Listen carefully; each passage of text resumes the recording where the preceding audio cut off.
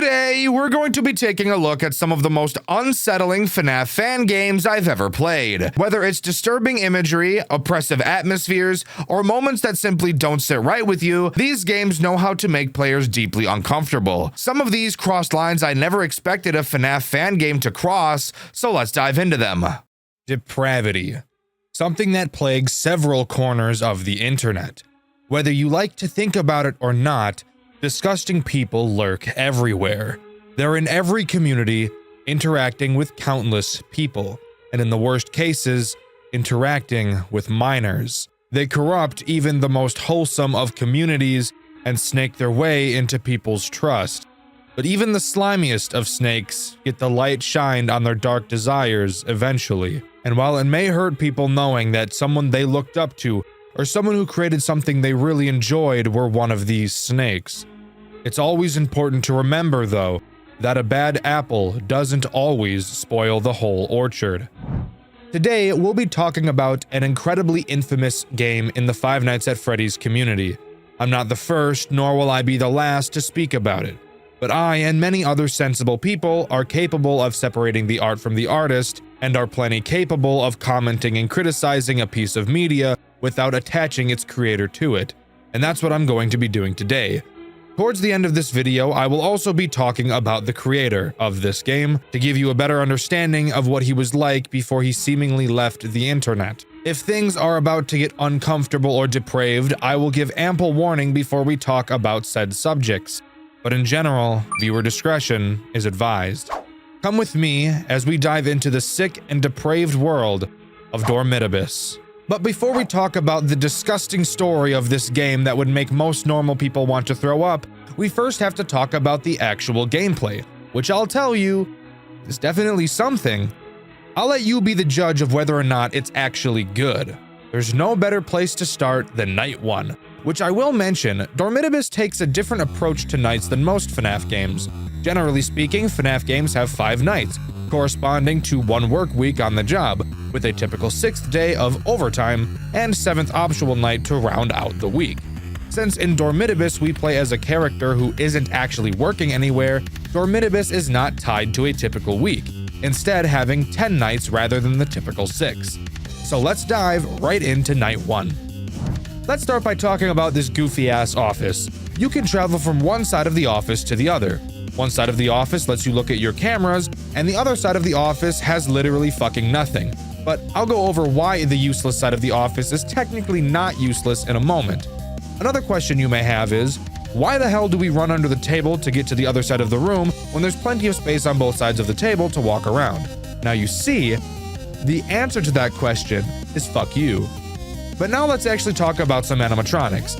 As usual, I will explain each animatronic as they're introduced into the game, and on Night 1, we only have one animatronic to deal with, that being Havoc Freddy. Try your best not to focus on these goofy-ass designs. They have their own charm, in a way.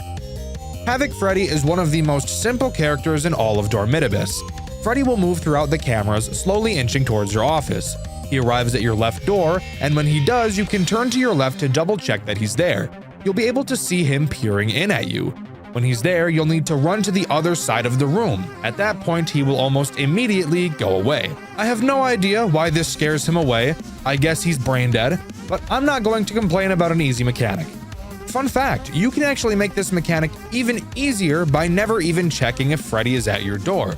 Freddy makes a very noticeable sound cue when he arrives at your door, that being the sound of a door creaking directly in your left ear. I wonder if the other animatronics will be any harder. As mentioned, Havoc Freddy is the only enemy in Night 1, so beating it should be a cakewalk. What does Night 2 have in store? Well, Night 2 doesn't have Havoc Freddy present, and this is where I want to bring up something about this game that I actually think is pretty cool. In most FNAF games, as the nights go on, more and more animatronics will be added, and on top of that, they will become more and more aggressive. Dormitibus takes a different approach. Because of how many characters there are, it would not be possible to deal with all of them at once if their AI levels were super high. So instead, the game experiments with animatronic combinations, pairing a few animatronics together, rather than throwing all of them at you at the same time, which I think is actually pretty cool. But for animatronics in Night 2, we have Havoc Chica and Am I Real, also known as Cake Bear. Let's start with Havoc Chica, as her mechanic is the easiest to deal with of the two. Havoc Chica is pretty much just a slightly more annoying version of Havoc Freddy, with one deep, cutting, wounding flaw that I'll get to later. Chica will move around the building and make her way to your right door. Once Chica gets to your door, you can turn to check if she's there, but like Freddy, she also makes a very obvious sound cue, that being laughing in your right ear. When Chica is at the door, all you need to do is run to the useless side of the room and stare at Chica. Once she leaves, you will have to very quickly run back to the camera side of the room. If you don't move back fast enough, Havoc Cupcake will have a feast with your yeast. That's disgusting. I'm sorry. Oh my god. Now it's time to talk about Am I Real? Am I Real moves around the cameras at random. Whenever he enters a new camera, he will audibly state which camera he moved to. Once you hear him say a camera, you will have to switch to that camera and check which form he's in. Am I Real has two possible forms, one form being Am I Real, a gross Springtrap looking design, and the other form being Cake Bear, a much more normal Freddy looking design. If you check the camera and see Cake Bear, you're free to continue playing the game as usual, no call for alarm. However, if you check the camera and you see Am I Real, you will have to stay and stare at that camera for what can feel like at times an entire minute, until Am I Real turns back into Cake Bear. Now, this may sound scary, especially when you think about the fact that in order to run to the other side of the room to avoid Havoc Chica and Freddy, you have to turn the cameras off. But the game knew this would be a problem, so when you shut the cameras off to move to the other side of the room, it will still count as you staring at that camera, meaning that Am I Real will still turn back to Cake Bear even if you're on the other side of the room, as long as the last camera you were looking at was Am I Real's. If you don't watch Am I Real, he will appear at your right door, and once he's there, there's nothing you can do to stop him from giving you a rough spanking that a lot of you freaks will really like. If you can manage all of that, then congratulations! You're ready to move on to Night 3. Night 3 uses Havoc Freddy, Am I Real, and two new characters, Soul Cage and Molten Evil. I'll cover Molten Evil first. Molten Evil will only ever appear in your office. When you see him, he will start to cover your screen with blue plasma. Once this plasma is on your screen, you will have to play dead by looking up at the ceiling. Don't ask, I know it doesn't make any sense, but just pretend like it does for me. After looking at the ceiling for long enough, the plasma will go away and you'll be safe to look down again. If you look up before the plasma is on your screen, Molten Evil will wait until you look back down before putting the plasma on your screen, so looking up early really only just stalls him. Soul Cage is somewhat similar in a way. Soul Cage will move around the cameras and slowly piece itself together. Once it's put together fully, it will make its way to your right door. Once he arrives, he too will play a sound cue to let you know he's there. When he does, you'll have to look over at him. Afterwards, he'll enter your office and move up onto your ceiling. In order to get him to leave, all you have to do is stare up at the ceiling at him until he goes away. If you haven't noticed yet, every single character can be dealt with by staring at them. And if you're hoping that the other characters will be different, most of them will cause you to be sorely disappointed. Hate to break it to you.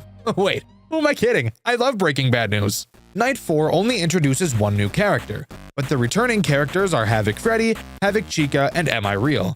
The new character is Havoc Puppet. Havoc Puppet moves around the cameras and makes its way to your back window, which is located right behind your computer. Once Havoc Puppet appears in your window, it will make a very noticeable sound cue. At that point, all you have to do is turn around to your window and stare at it until it goes away. Are you starting to notice a possible game mechanic flaw with Dormitibus? Literally every character is answered by looking at them, and that's literally it. Hopefully, we get a new character soon that's at least a little different. Holy fucking shit, this new character is bullshit. Okay, let's take a step back and relax for a second. Every character up until this point has been Baby Caca easy mode.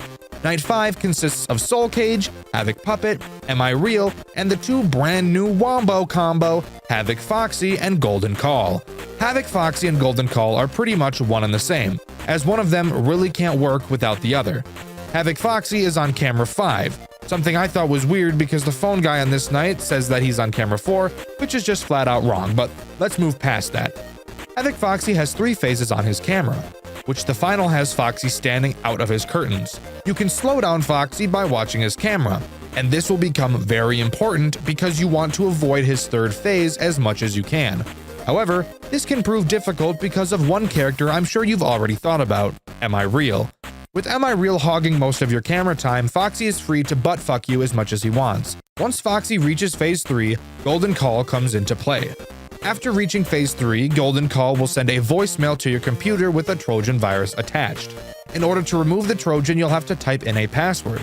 How do you get the password? Well, this is when phase 3 Foxy becomes important. While in phase 3, Foxy will be holding a sign with the randomly generated phrase on it. You'll have to read the phrase on the sign and find the longest word. The longest word will be the password you need to get rid of the Trojan. Once you remove the Trojan, you will have to very quickly run to the other side of the office and watch the right side door as Foxy will soon be approaching. Once Foxy peers in, all you have to do is stare at him until he goes away. Afterwards, you'll be free to go back to your cameras and resume business as usual. Congrats! You've successfully survived a Golden Call attack. Are you stressed? Well, you should be, because you're going to be seeing a lot more of that. Again, the real problem with Havoc Foxy and Golden Call isn't really their mechanics. That's fine. The problem really comes down to Am I Real? Again, Am I Real constantly requires your attention as he moves around the cameras often. Just by himself, he'll take away from your time stalling Foxy, and once you get a Trojan, you'll have to stop looking at Am I Real to find the password. But not watching Am I Real will get you killed really easily. Generally speaking, from my experience, you want to drop everything for Golden Call, get the password in as fast as you can, quickly switch back to Am I Real's camera before running to the other side of the room to watch Foxy. I feel like this will give you the most success. Night 6 includes Havoc Foxy, Havoc Chica, Molten Evil, and Am I Real. While that alone may sound like a very unfun time, just wait until I introduce the next most frustrating character on the planet, the BOA, or as I like to call it, Boa, aka Boa Bitch Boy. Boa starts in a box on the cameras and slowly emerges from it, afterwards making its way to your right door. Once there, it will give you a sound cue. When you hear it, you will need to quickly move to the other side of the room. Something pretty interesting about Boa is that he actually speaks to you. If you run into the other side of the room, Boa says this. Once you get to the other side of the office, just like most characters, all you have to do is look at it. You might be wondering why this character is so frustrating if he acts exactly the same as Havoc Chica. Well, the answer to that question is simple. Boa Bitch Boy sits at your door for approximately 17 years, and that number came from countless hours of crunching the numbers, analyzing algorithms. I promise it's very accurate. That's seriously why Boa is such a difficult character to deal with. Mixed with all the other characters that require so much of your attention, having a character that requires double or maybe even triple the amount of time can feel like a purgatory. But if you can handle that, you'll be on to Night 7. Night 7 contains Soul Cage, Molten Evil, and the deadly Wombo combo of Havoc Foxy, Golden Call, and Am I Real. No new characters on this night, but I'm sure it's just so that players have some time to find some strategies that can fend off the Butthole Trilogy gang. Night 8 is where this game cranks the dial up to 1,000. While it introduces no new characters, the combo of characters present is enough to make any grown man cry. I know I did. Night 8 consists of Havoc Freddy, Havoc Chica, Havoc Foxy, Golden Call, Am I Real, and the icing on the cake, the Boa. This lineup of characters is actually so disgusting, I find it difficult to use vocabulary fitting enough to describe my disgust. I could dish out 100 vulgarities, and it still wouldn't be enough to portray the feeling of dread you get while trying to beat this night. The Wombo combo mixed with the Boa is already bad enough, but throw Freddy and Chica into the mix and you're itching for somebody to commit quintuple homicide on everybody in their domicile. This is probably the most infamous night in this entire game. There's a one-on-one boss fight on a later night, but that doesn't even compare to this bullshit. You want to know the main issue? The main issue is that this night is entirely dependent on luck. That's the worst part. Most people who play FNAF will tell you that luck is the most unenjoyable part of any FNAF game because it doesn't matter how much you practice. Your chances of winning is entirely dependent on whether or not the game decides to fuck you in the asshole. And for some unfortunate people who played this game soon after it released, had to deal with an absolutely foul bug. Remember when I said that Chica had a terrible flaw? This is the time where I get to explain that flaw to you, the viewer. Chica used to have an incredibly glaring bug, that being, you would hear Chica laugh, signaling for you to move to the other side of the office to stare at her. So you do, but as you turn to look at her, she won't be there. Moments later, Nightmare Cupcake would kill you, almost like you ignored Chica altogether, but you know you didn't, and she just didn't appear. This would happen incredibly frequently. Fun fact, it was actually this exact bug that made Dawko give up on this night and skip it. I can only imagine how incredibly frustrating it must have been for players to pour so much time into this night, get to 6 AM, only to then die because Chica decided she didn't want to work. Absolutely foul. I never had to deal with this bug, so it appears to not be a problem anymore, but let me know in the comments if you've experienced the problems with this Havoc Chica bug. If you can somehow manage to keep your sanity intact through night 8, then you can finally move on to night 9. And let me tell you, it will feel incredibly underwhelming because night 8 is so much harder. Night 9 consists of Soul Cage, Havoc Puppet, Havoc Foxy, Golden Call, Molten Evil, and Am I Real? Can you figure out why this night is easier than the previous? Yeah, you're exactly right. It's because the boa isn't there to slam your dick in a car door. I don't have much to say about this night, honestly. The voice acting of the phone call is pretty questionable, but I'll talk more about the phone calls in a while. Night 10, however, I do have something to talk about. Remember how I said one of the nights in this game is a one-on-one boss fight? Yeah, this is that night. You go up against a character you haven't seen before named Garvey. Now, since Garvey is the only animatronic on this night, you may think it's going to be easy. And while I'd say it's still easier than night 8, it's definitely not easy by any means, so get that thought out of your head right now, bucko. So I'm going to warn you ahead of time that Garvey's mechanics are not technically difficult, but you'll understand why he's such a pain in the ass as this explanation goes on. Let's get one huge problem out of the way.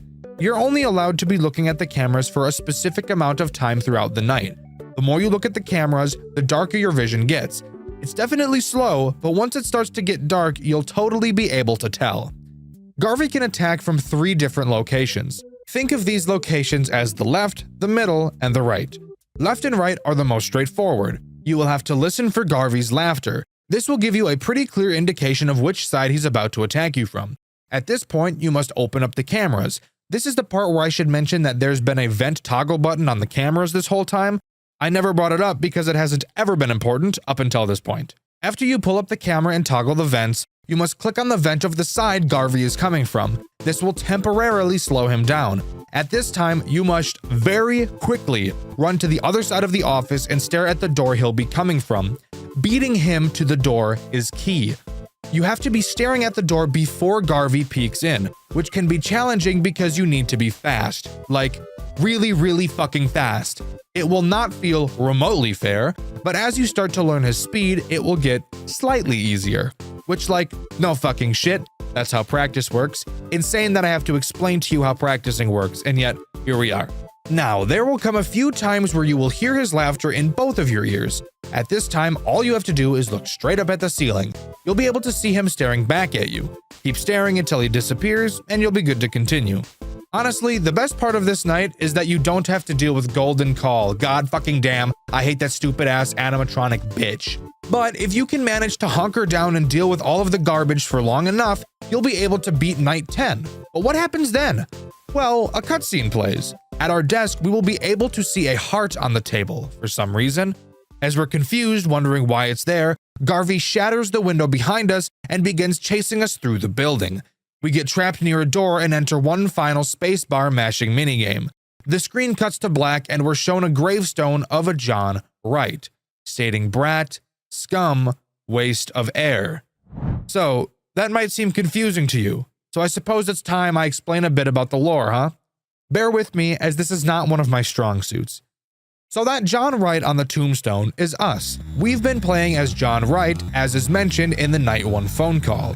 A man by the name of Peter is the phone guy, and he's the one calling us throughout the nights. He claims he used to be a security guard at Freddy Fazbear's. On night 1, Peter explains that we're dead and in a sort of purgatory, with several monsters roaming the buildings. And these monsters are supposedly our childhood friends. The reason why we're in a Freddy Fazbear's-like location is because our mind shapes the purgatory based off of the things we've seen, which could suggest we either worked at a Fazbear's location before, or at least have a strong tie to one. Peter says we can escape this purgatory, but he needs our help. He says to grab an audio tape that should be on the desk next to the fan. This is also where we learn that there is a tape that we need to collect on each night. All tapes, aside from the first, will appear randomly on one of the cameras, and I'll get into these tapes later. On night 2, Peter explains his theories about why we're being hunted by the animatronics. He believes that someone or something tried to manifest these ghosts into physical bodies. That attempt clearly failed, which is why all of the characters look so fucked.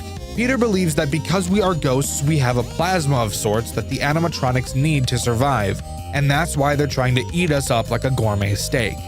We don't get the next meaningful piece of information from Peter until night 5, where he tells us that Golden Call is his own physical remains. That means we've identified one of the animatronics trying to attack us, and we'll soon be able to find out who everyone else is as well, but we can cover that later. Peter tells us that the tapes we've been collecting are memories from our traumatic childhood. Peter mentions how an ominous he is also on these tapes, and I'm willing to bet that this he is Garvey. Peter thinks that collecting all of these tapes will allow our friends to move on and become regular ghosts, not being trapped in this purgatory with us anymore. On night 6, Peter explains to us that he has tapes too in his version of the purgatory, and that both his memories and ours are in one way or another tied to Freddy's locations. He says he missed a few of his tapes because you only get one attempt. The first 10 days in the purgatory decide your fate. Missing one tape is the difference between a chance at escape and spending eternity fending off your suffering dead friends stuck inside of robotic bodies. Peter begs us to collect the tapes and free everyone because he can't anymore. On night 7, Peter says the animatronic sleep cycles are all out of whack. He's been doing this for years while stuck here and was able to find a pattern with their sleep cycles. But out of nowhere, once we came here, those cycles started to change for some reason. Peter mentions he found a key and tried to use it on the exit door, but it didn't work. He says he'll update us as soon as he can. On night 8, we get some pretty crucial information. Peter has found another key, and he believes something may happen soon. He says we probably don't have any keys in our purgatory because he thinks the keys are linked to a specific trauma he suffered. He also thinks he knows why the animatronic sleep cycles are messed up. Apparently, we brought something into this world, and it's big, with loud footsteps causing the characters to wake up when they're not supposed to. Peter says that if this thing we brought in is what he thinks it is, that we're all sorts of fucked.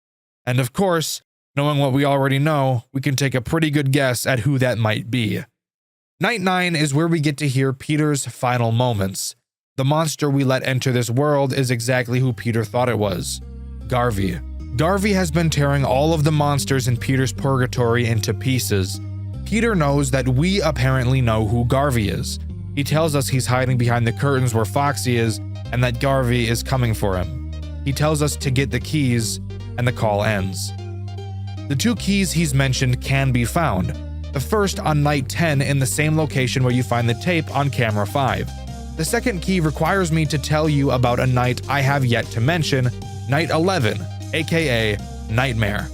No matter how good you are at FNAF games, nothing will prepare you for just how surprisingly difficult this night really is. They cranked the AI for these characters on this night up to 10,000. Holy shit, it's insane. From 10 a.m. to 5 a.m., you go up against Havoc Freddy, Havoc Chica, Havoc Foxy, Havoc Puppet, Golden Call, The Boa, Soul Cage, and Molten Evil all at the same time. This has to be one of the most stressful challenges I've ever attempted. It is ridiculous. The sheer speed you have to even get close to beating this night is ridiculous. You quite literally have no time to rest for even a second. There is constantly something happening, and it's enough to give any grown adult a seizure and kill them instantly. But that's not even the worst part, no. The worst part comes at 5 a.m., when Garvey comes and kills everyone, and you're yet again thrown into a final, even more difficult Garvey boss fight for the last 2 hours of the night. If you thought he was quick before, boy, you better be Usain Bolt, because you need to be double in your speed. It is insane how fast you really have to be if you want to be able to complete this night. But if you can manage to beat this night while grabbing the second key that's on camera 8, congrats! You're almost ready to achieve the good ending. There are a few prerequisites required to get the good ending. The first is getting the 2 keys. Check. The second is collecting all of the tapes. Check. The third is beating night 11. Check. The fourth is listening to the 10th tape. Come to think of it, we actually haven't dove into the tapes yet, so we'll do that now. But here's that warning I mentioned at the beginning of the video. The topics that take place in these tapes are highly disturbing, and are one of the main reasons why this game is so controversial. Viewer discretion is heavily advised. The 10 tapes you collect throughout Dormitibus tell the story of Garvey Wright, John Wright's, our character's, brother. The tapes go over Garvey's plan to murder several children and stuff them into the suits in his father's establishment. There's another minigame you can play in Dormitibus called Cardboard Theater, where you play as Garvey and live out a few of the scenarios mentioned in these tapes. Not only did Garvey murder several children, he also murdered his brother Peter. Yes, the same Peter who was calling us throughout the game. In the Cardboard Theater, we get to watch the spring lock failure happen to Garvey before he has the chance to kill John and leave no witnesses. Garvey's father soon sells the Cake Bear establishments because of the controversy, and it gets bought and turned into what we now know as Freddy Fazbear's. John gets a job at the Fazbear Fright location from Five Nights at Freddy's 3 and goes head-to-head with his brother, who in this game's story basically took William Afton's place as Springtrap. And as you know if you've played FNAF 3, John burns the building down and kills himself as well. After his death is where Dormitibus takes place. By collecting the tapes, collecting the keys, and beating Cardboard Theater, John is able to send Garvey to hell while setting the rest of the spirits of his dead friends and brother free. Dexter, that sounds pretty normal for a FNAF-style game, I hear you saying. Why did you tell me that viewer discretion was advised? Well, that's because of the contents of Tape 3, and a specific news clipping that you see near the end of the game. In Cardboard Theater, you will need to recollect the 2 keys you collected before while playing. At the end of this minigame, Cake Bears will be unlocked, acting as the final 12th night of Dormitibus. The only 2 characters present in this night are Cake Bear and Havoc Puppet. I won't spend too much time explaining this night since you only ever have to beat it once. Cake Bear will move around the map and make it to your desk. You can stall him by lighting the candle on his cake, but I'm not sure if I'd actually do that because it drains power. Once he gets super close to your desk, quickly pull up the camera and he should go away. Havoc Puppet can appear randomly on any camera and will block your view. Since watching Cake Bear is essential, you'll want to get rid of the puppet. Simply staring at the puppet will cause it to go away, but sitting in the cameras will cause the battery to drain incredibly quickly, so it's best to wait until the battery is fully charged before dealing with him. If the battery goes dead, Havoc Puppet will disable it, which will lead to an inevitable death to Cake Bear. After beating Night 12, you'll be greeted to the FNAF 4 box. You must use the 2 keys you've collected to open it, and several news clippings will be given to you, each detailing the gruesome murders of some of the children at the hands of Garvey. But I'll cover them in just a moment. Back to the tapes. I referenced Tape 3 being the most alarming of all of them. Rather than explain it to you, I'll just play it. My God! This is most certainly beginning to be fun. There's this hot 15-year-old that was part of the kids' friends group. You know, it was fun. She screamed, but nobody heard her. It was so much fun. She's in one of the suits now. Just a little more time until Fredbear's is going down as well. But hey, I'll find my ways to catch her at the others. You may have a good idea as to what Garvey is referencing doing in this tape, but if you need any clarification, one of the news clippings will confirm your suspicions. It reads, "The Fredbear's establishment in town was recently closed because of an accident with the animatronical characters. The CEO is now selling the franchise just like the previous owner did. The dirt that has been shed onto the establishment increased even more, as the police found the remains of a 15-year-old female in the back of the establishment, stuffed into a suit. She was supposedly raped to death by a yet unknown killer. Connections to the incident at the previous establishment are already being drawn." This clipping right here, mixed with the excitement in the voice of Garvey in Tape 3, is the sole reason why this game is so hated and is so disgusting. Almost everybody agrees that throwing rape into this story was completely unnecessary. Some may argue that depraved people will do depraved things like this, and it's odd to not acknowledge that terrible things like this really happen. And to a point, I understand your thought process. But to feel the need to add it to a game that will most definitely be played by children with no prior warning is insane. And it gets even worse when you dive into the person who made the decision to put this into the story, Blackout. Blackout has since left the internet. But a while after Dormitibus released, one of the members of the Radiance team responsible for games such as Treasure Island and Five Nights at Chuck E. Cheese Rebooted posted an unlisted YouTube video going over Blackout's messages of harassment towards them. Soon after that video followed a Google document surfacing regarding Blackout's behavior, regarding joking about raping people, being hateful towards trans people, and a laundry list of other terrible things. But the most egregious thing that Blackout has done was the Discord messages that were released revealing him to have been grooming a 12-year-old girl, making jokes about Germany's lax age of consent laws, and at one point even sending nudes to this child, this 12-year-old girl. After all of this unfolded, Blackout went on a hate brigade full of harassment and eventually left the internet, thanking his supporters that he for some reason thought he had. Now going to his Game Jolt page reads one message. Jesus Christ, just leave me be. I don't want to live in your heads rent-free. I've moved on, and you should as well. Bye.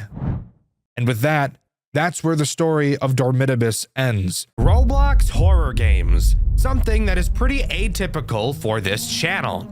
In fact, I've only talked about Roblox horror games twice on this channel before. One video being about Rainbow Friends and the other about Pressure. However, recently I've been getting suggested a couple Roblox FNAF games to play.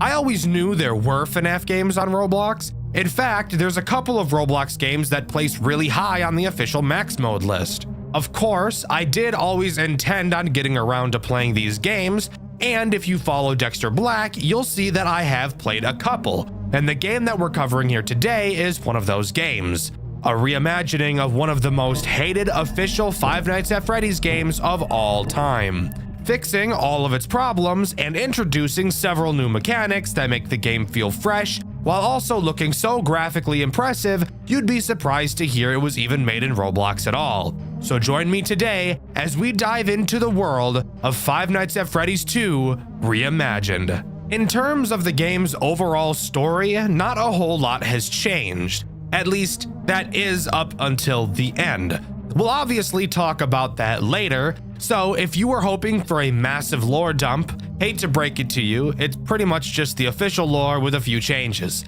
However, it's still told very well. But hold up, guys. I need to take a moment to tell you that this video is sponsored by me, once again in collaboration with Makeship. The folks over at Makeship and I have been talking about getting our own community Skags plushie made. That's this little demon guy's name in case you weren't aware. And we're starting a petition for the potential for this plushie to be made, and that petition starts today. From the moment this video goes up, we have 10 days for 200 unique people to donate $2 to the petition in order to prove to Makeship that this is actually something we're looking for. Here's some of the mock-up art of what the plushie could look like. We decided to make it obviously the little demon man, and we even put it in the funny little Five Nights at Freddy's plushie style, which I think you guys and me could really relate to, really like. It looks awesome. So if this is something you want to see to be able to happen, to have your own little Skags plush, then I'd highly recommend you go to the link in the description below and go ahead and donate $2 to the petition to allow us to actually start the design process for this plushie. Thank you guys so much for all the support. I appreciate it a lot. Let's get back to the video. Night 1 starts the way most do. You get a phone call from the phone guy, Ryan. Ryan gives us the basic rundown of what's going on, what we're doing, and how to do it. So I suppose that means it's also my turn to do the same for you. Except I'll throw in a couple dick jokes along the way, and then after the video is over, you could read the comments to find the few comedy police who say something along the lines of, "Gah, I was really liking this video, but the amount of inappropriate jokes really just took me out of it." I'm glad it took you out of it. Us normal people who aren't afraid to laugh at stupid jokes are going to continue to have fun. Keep seething. To start, there are many things that have stayed the same. Of course, the office layout is pretty much identical, 2 vents to the right and left of you, and a big open hallway in front. The camera setup has been left exactly the same as well, so at least we don't have to relearn the basics. What is different about the office, however, is the breaker box, which can be found behind you. Opening it, we can find breakers to several of the cameras around the map, and I'll explain why this is important a bit later. One thing I do want to point out right now, though, is why we whip around at breakneck speed. Seriously, look at how violent this animation is. calm down, buddy. You're gonna give yourself whiplash. Dude, why the fuck does dude move so much? He turns around, he fucking whips. Look at him. It ain't that deep, bro.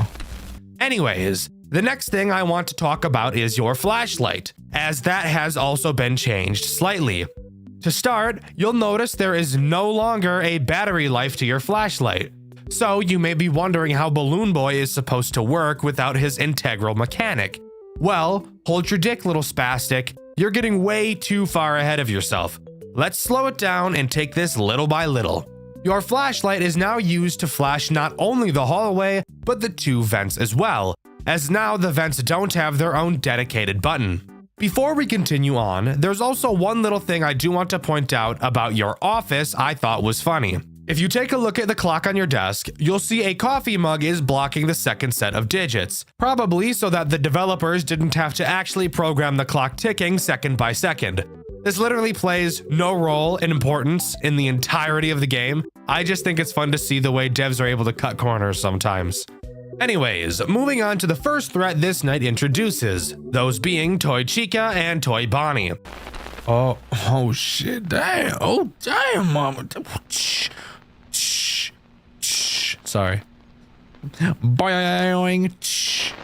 They work the exact same way they do in the original with some minor tweaks.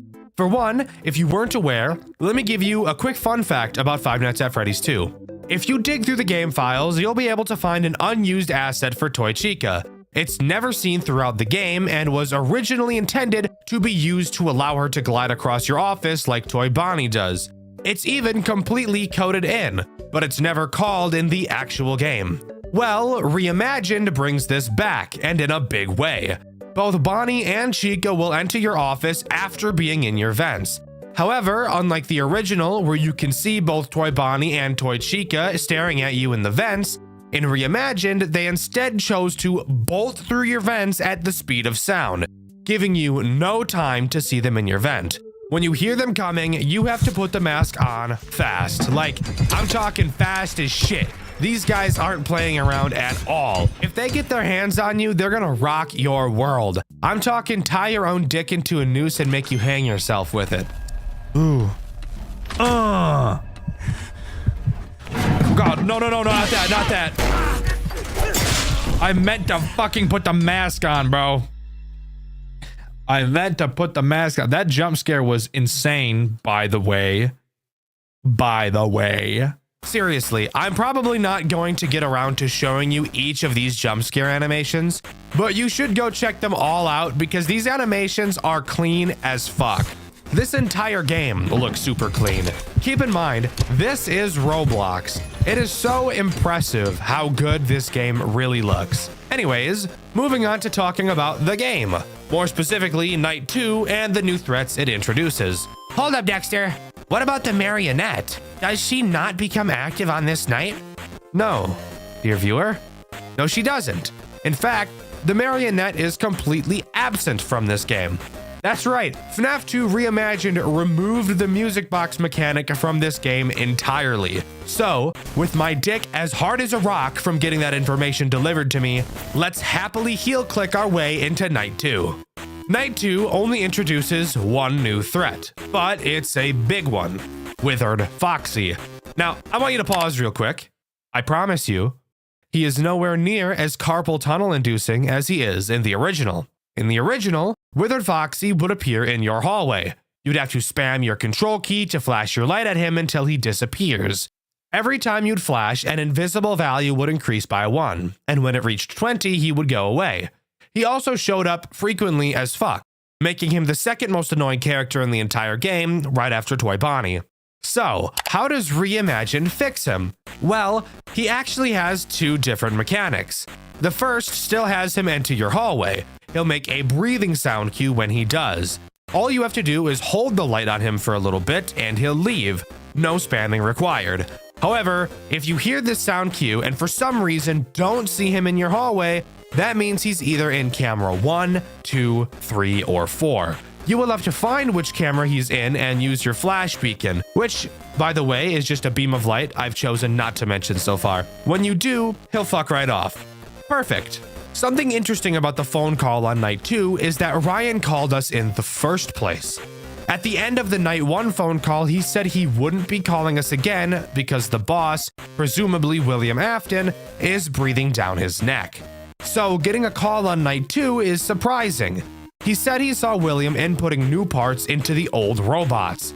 He also tells us that these old models are very aggressive, which is interesting because usually the phone guys in these games will refuse to tell us anything about what's going on. Night 3 introduces 2 new threats, those being Mangle and Withered Freddy. Mangle is the easiest to understand, so let's start with her. She follows a very basic path, starting at the prize corner and making her way into your hallway. From there, she'll just crawl across the ceiling into your office rather than entering the right vent like in the original. Of course, all you need to do is put the mask on and it's problem solved. Now, on to Withered Freddy, who is the second reason to look at your cameras aside from Withered Foxy. Freddy is not fooled by the mask, something that you may find interesting given the fact he is in the original. And I have a theory as to why he is this way. We know William is using new parts on the old characters, which is why they're moving. Well, Toy Freddy never activates throughout this game. He literally has no mechanics. So my theory is that William is using parts from Toy Freddy to make Withered Freddy move around. For what reason? That I don't have an answer to. Anyways, what does Freddy actually do? Well, he begins in the main room and will slowly walk throughout the building to your office. Since he's an older model like Foxy, he's very sensitive to light, so the flash beacon will push him back a camera. Every time he moves, he'll make a very noticeable sound cue, making it easy to keep track of him. Overall, a mechanic I'm not usually a huge fan of, but it does get some brownie points for having a sound cue associated with it, I suppose. It's also during the night 3 phone call we learn why Henry hasn't been showing up for work. Apparently his daughter died. Wow. Who would have thought? I wonder who could have possibly done that. Anyways, snooze fest bitches, night 4 time it is. Introducing the final 2 characters this game has to offer, Withered Bonnie and Withered Chica. Both do the exact same thing, but just attack different sides of your office. Bonnie will attack your left vent and Chica will attack your right. They're just like their toy variants with one key difference. They're not affected by your mask. So how do you deal with them? Well, let's be adults and use context clues like grown-ups. Both Withered Freddy and Withered Foxy are sensitive to light. So, given the fact that Bonnie and Chica are also both withered animatronics, it's safe to say they'd be sensitive to light too. So, when you hear them crawling in your vent, which it does have a different sound cue to the toys coming through your vent, thankfully, all you have to do is hold your flashlight on that vent until they arrive. Instead of just leaving, they will actually throw you into a Five Nights at Candy's 3 style minigame, where they will jump around your office and you'll have to keep your light held on them until they eventually run away like little piss babies. Night 4's phone call mentions that the back room is starting to smell really bad, like there's something rotting back there. Now, I'm no genius, believe it or not. I do talk about Five Nights at Freddy's for a living, but I'm gonna guess that that's because there's 5 dead children back there. Just a hunch, but I'm willing to bet I'm probably correct. Night 5 adds nothing new. However, I do want to use this time to talk about your breaker, since I haven't really done that yet. Occasionally, one of your cameras has the chance to randomly break and go out. When it does, all you have to do is turn around and reboot whichever camera went out. Super simple, and in all honesty, throughout my entire playthrough, which by the way you can see over on my second channel, Dexter Black, I actually rarely ever had this happen to me. And of course, another pretty important thing to bring up is the lack of characters in this game. Notably, Balloon Boy, the Marionette, Withered Golden Freddy, and Toy Freddy are completely absent and have no mechanics. And I actually think that the reasoning for this makes sense, if my reasoning is correct, that is. So, many of the characters in the original Five Nights at Freddy's 2 just do literally the exact same thing. Tell me what the difference between Toy Freddy and Withered Freddy are. Spoiler alert, there is no difference. In fact, the toy animatronics are actually disabled on nights 3 and 4 to instead be completely replaced by the Withereds. They serve no interesting purpose at all. You don't need Balloon Boy since there's no flashlight battery. The marionette doesn't make sense since this game came up with a much better way to force you to look at the cameras, and Withered Golden Freddy isn't present for a lore reason which we'll be talking about in a bit. And by a bit, I mean right now. After completing Night 5, we get this cutscene.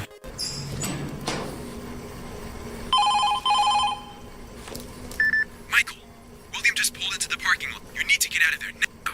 Don't even bother with the parts and service room anymore. Just get the hell out. He knows you're in the middle of your shift. There's no other reason he would be there than to...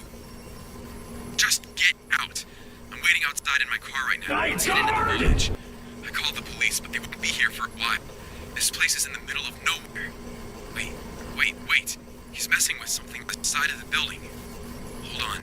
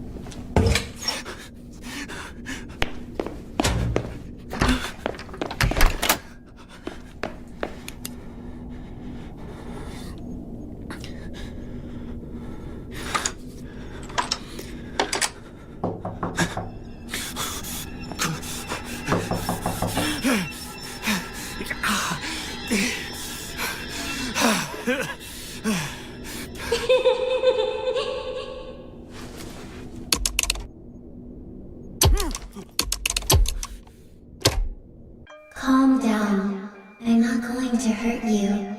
He's afraid of me. He won't follow you in here even if he could. How in the world are you talking to me? What do you mean? I'm right here, aren't I? You're not human. How could you talk to me? I'm not human? Look at my hands right here. I'm talking to you right now. But, never mind. Oh, this is insane. Who are you? My name is Charlotte. What the hell happened here? He hurt us really bad. I was bleeding here, then I fell asleep. I can't move anymore. You were bleeding? Yes, I was bleeding right here, I think. After that, I don't remember much. Then I woke up. Do you remember anybody else here with you? My friends were here. He hurt them too. I tried to stop him, but the more I cried, the more it hurt. I just wanted them to be safe. I'm sorry. You said he hurt us. Who is he? You know who he is. I believe I do. He's here right now. William. I know that. He won't come in here anymore. He is afraid of me and my friends. Are your friends the ones out there right now? Yes, but they're confused and angry. They're looking for the one who did this to them. Why are they so aggressive to me? I would never. William was masked when he hurt us. They don't know who to blame. It doesn't help that you're wearing that uniform. Why don't you just tell them? It's not that easy. I can't talk to them the same way I can talk to you. They won't listen to me. I think they're still in shock. How do you know the truth? My father knew William. We were business partners. I never thought he would hurt us. I trusted him. Do you really believe you're still human? I don't feel any different. I can still see my hands and they look like my own. I just feel a little cramped. If I think about it too much, I'll go mad. Where did William hide you and your friends after he hurt you? I don't know. As I said, I fell asleep after he hit me. Is there any way I can help you or your friends? Help you move on? Burn this place to the ground. But It's the only way to help my friends. They'll get nothing from revenge. It'll only make them more confused. Okay, I can help you. Wait, one more thing. Yes? I haven't heard William in a couple of minutes. What is he doing right now? Hiding, like a coward, waiting for me to kill you. He thinks I'm like the others. He believes that when my friends inevitably kill either you or Ryan, they'll get the closure they need to leave their bodies. It's a pipe dream, but his last resort. He's been trying to get us out for days now without destroying the characters. Your father. You said he and William were business partners. His name is Henry, right? Yes, his name is Henry. Please tell me he's alright. I don't know. He's been looking for you. He filed a missing persons report to the police and he hasn't come into work for a week. I don't want him to see me like this. He'll find out the truth sooner or later. Okay, I think I'm ready. Thank you for this. Break those pipes in the kitchen and you'll release flammable gas into the building. Do you have a lighter? Of course. William is hiding in the bathroom right now, waiting for you to walk down the hallway. Don't worry, my friends will find him shortly. They're relentless, as you would know. He doesn't have the slightest clue how aggressive they've gotten. It won't be pretty. He'll get what he deserves. That he will. Quiet. Listen.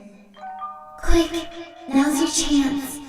Let this place just become a bad memory.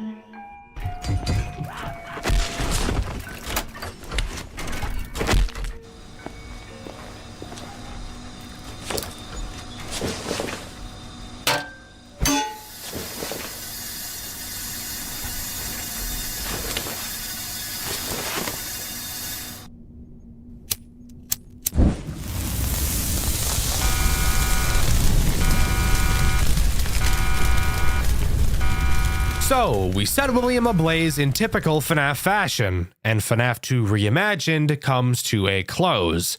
Kind of. When this game first came out, that is where the main story ended. However, months after, a DLC was released that introduced a sixth night. And that night is something so unique, I've only seen something like it once before. Michael, you have a calling. Your efforts to save them, how selfless, have failed. They're still here with me. Charlotte, Oliver, Lucas, Ethan, and Zoe. I still remember their screams like it was yesterday. And they'll die again, and again, and again. Unless you come back to me and finish what you started. You're going to wish you never defined me. Night 6 has us re-enter the restaurant after it burned down. We have one final task to complete, saving all of the children. This night reminds me heavily of the entire gameplay loop of A Shadow over Freddy's, mainly in the way you move around, and the only threat present. As you could have probably been able to tell from the cutscene, William, of course, didn't die from that fire. William will randomly wander around the building. When you run into him, you will have to do something.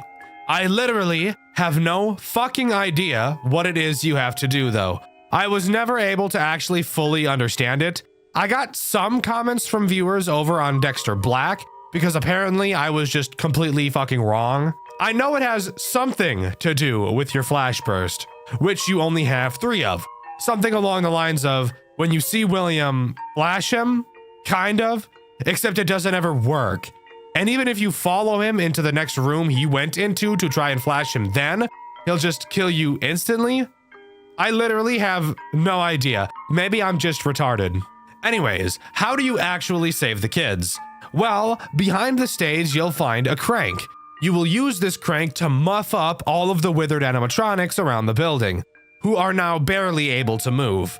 Each room that one of these characters are in are what's known as a safe room, meaning that William will not be able to catch you there. And if you have William's attention from him spotting you, you will lose said attention if you enter one of these safe rooms. Using these safe rooms is what I used while playing this game since I was too stupid to understand what I was actually supposed to do. Freddy's corpse is located in the kitchen.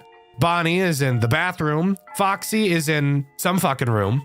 I actually have no idea what the name of this room he's in is called. And Chica is in one of the party rooms. The big opening to the hallway is blocked off, so you'll have to do a pretty big loop around the building in order to get them all. When you go to use the crank on each of the animatronics, a long animation plays. And it's during these animations you can really see how scared these characters appear to be. Really hitting home the fact that even though these characters are scary, they are still possessed by children. And you can really see the fear from them during these cutscenes, especially in Foxy's cutscene, which I feel shows how scared they are the most.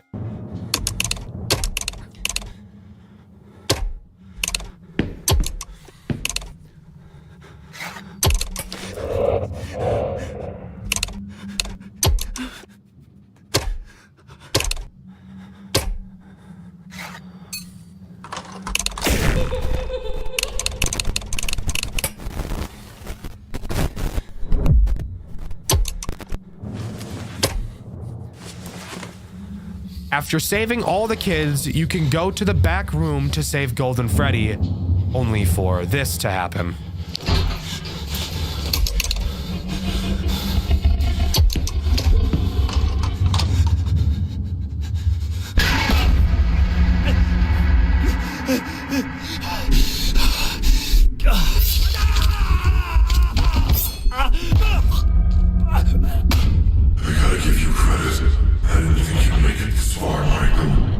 Rotten hell. I won't be going to hell. I'm going to watch the light leave your eyes, just as I did with them. But why? What did they ever do to you? They're children. She's awake. Are you down for good, Michael? You never give up. That's what I liked about you. Go ahead. Free her. That's what you want so bad, right? I want you dead. That's what I want. Oh, Michael. You never were a good listener.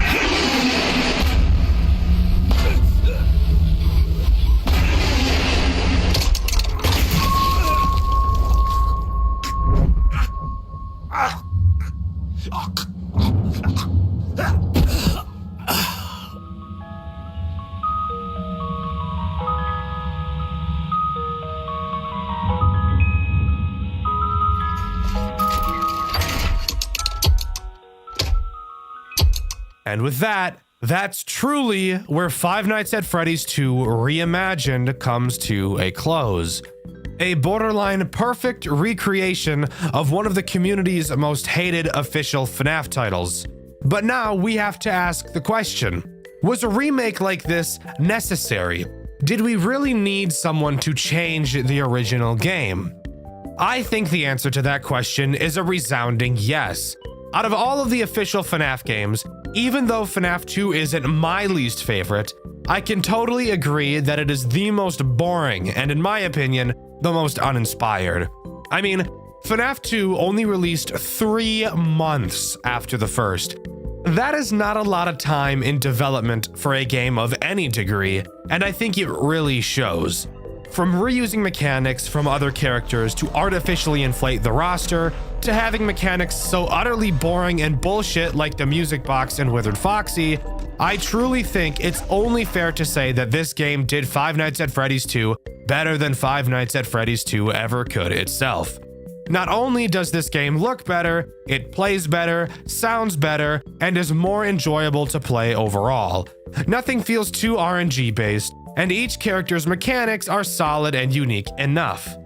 One of my biggest issues with the original Five Nights at Freddy's 2 is the fact that there is only one vent noise, but there are around 14 different instances where a vent noise plays, making the entire night a confusing, overstimulating mess. Of course, another very common problem people have with Five Nights at Freddy's 2 is the RNG. Of course, technically speaking, it can be beaten with no RNG, but that requires you to have a fuck ton of timers and a bunch of other bullshit, and normal people probably aren't going to be doing all that. What makes a game difficult? Is it puzzles, bosses, nerve control, or a mixture of all of those things?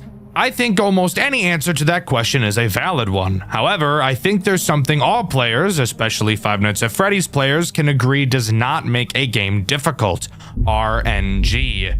Standing for random number generation, RNG is basically just when the game decides to go, and make something happen in the game at complete random with no thoughts of balancing or user experience whatsoever.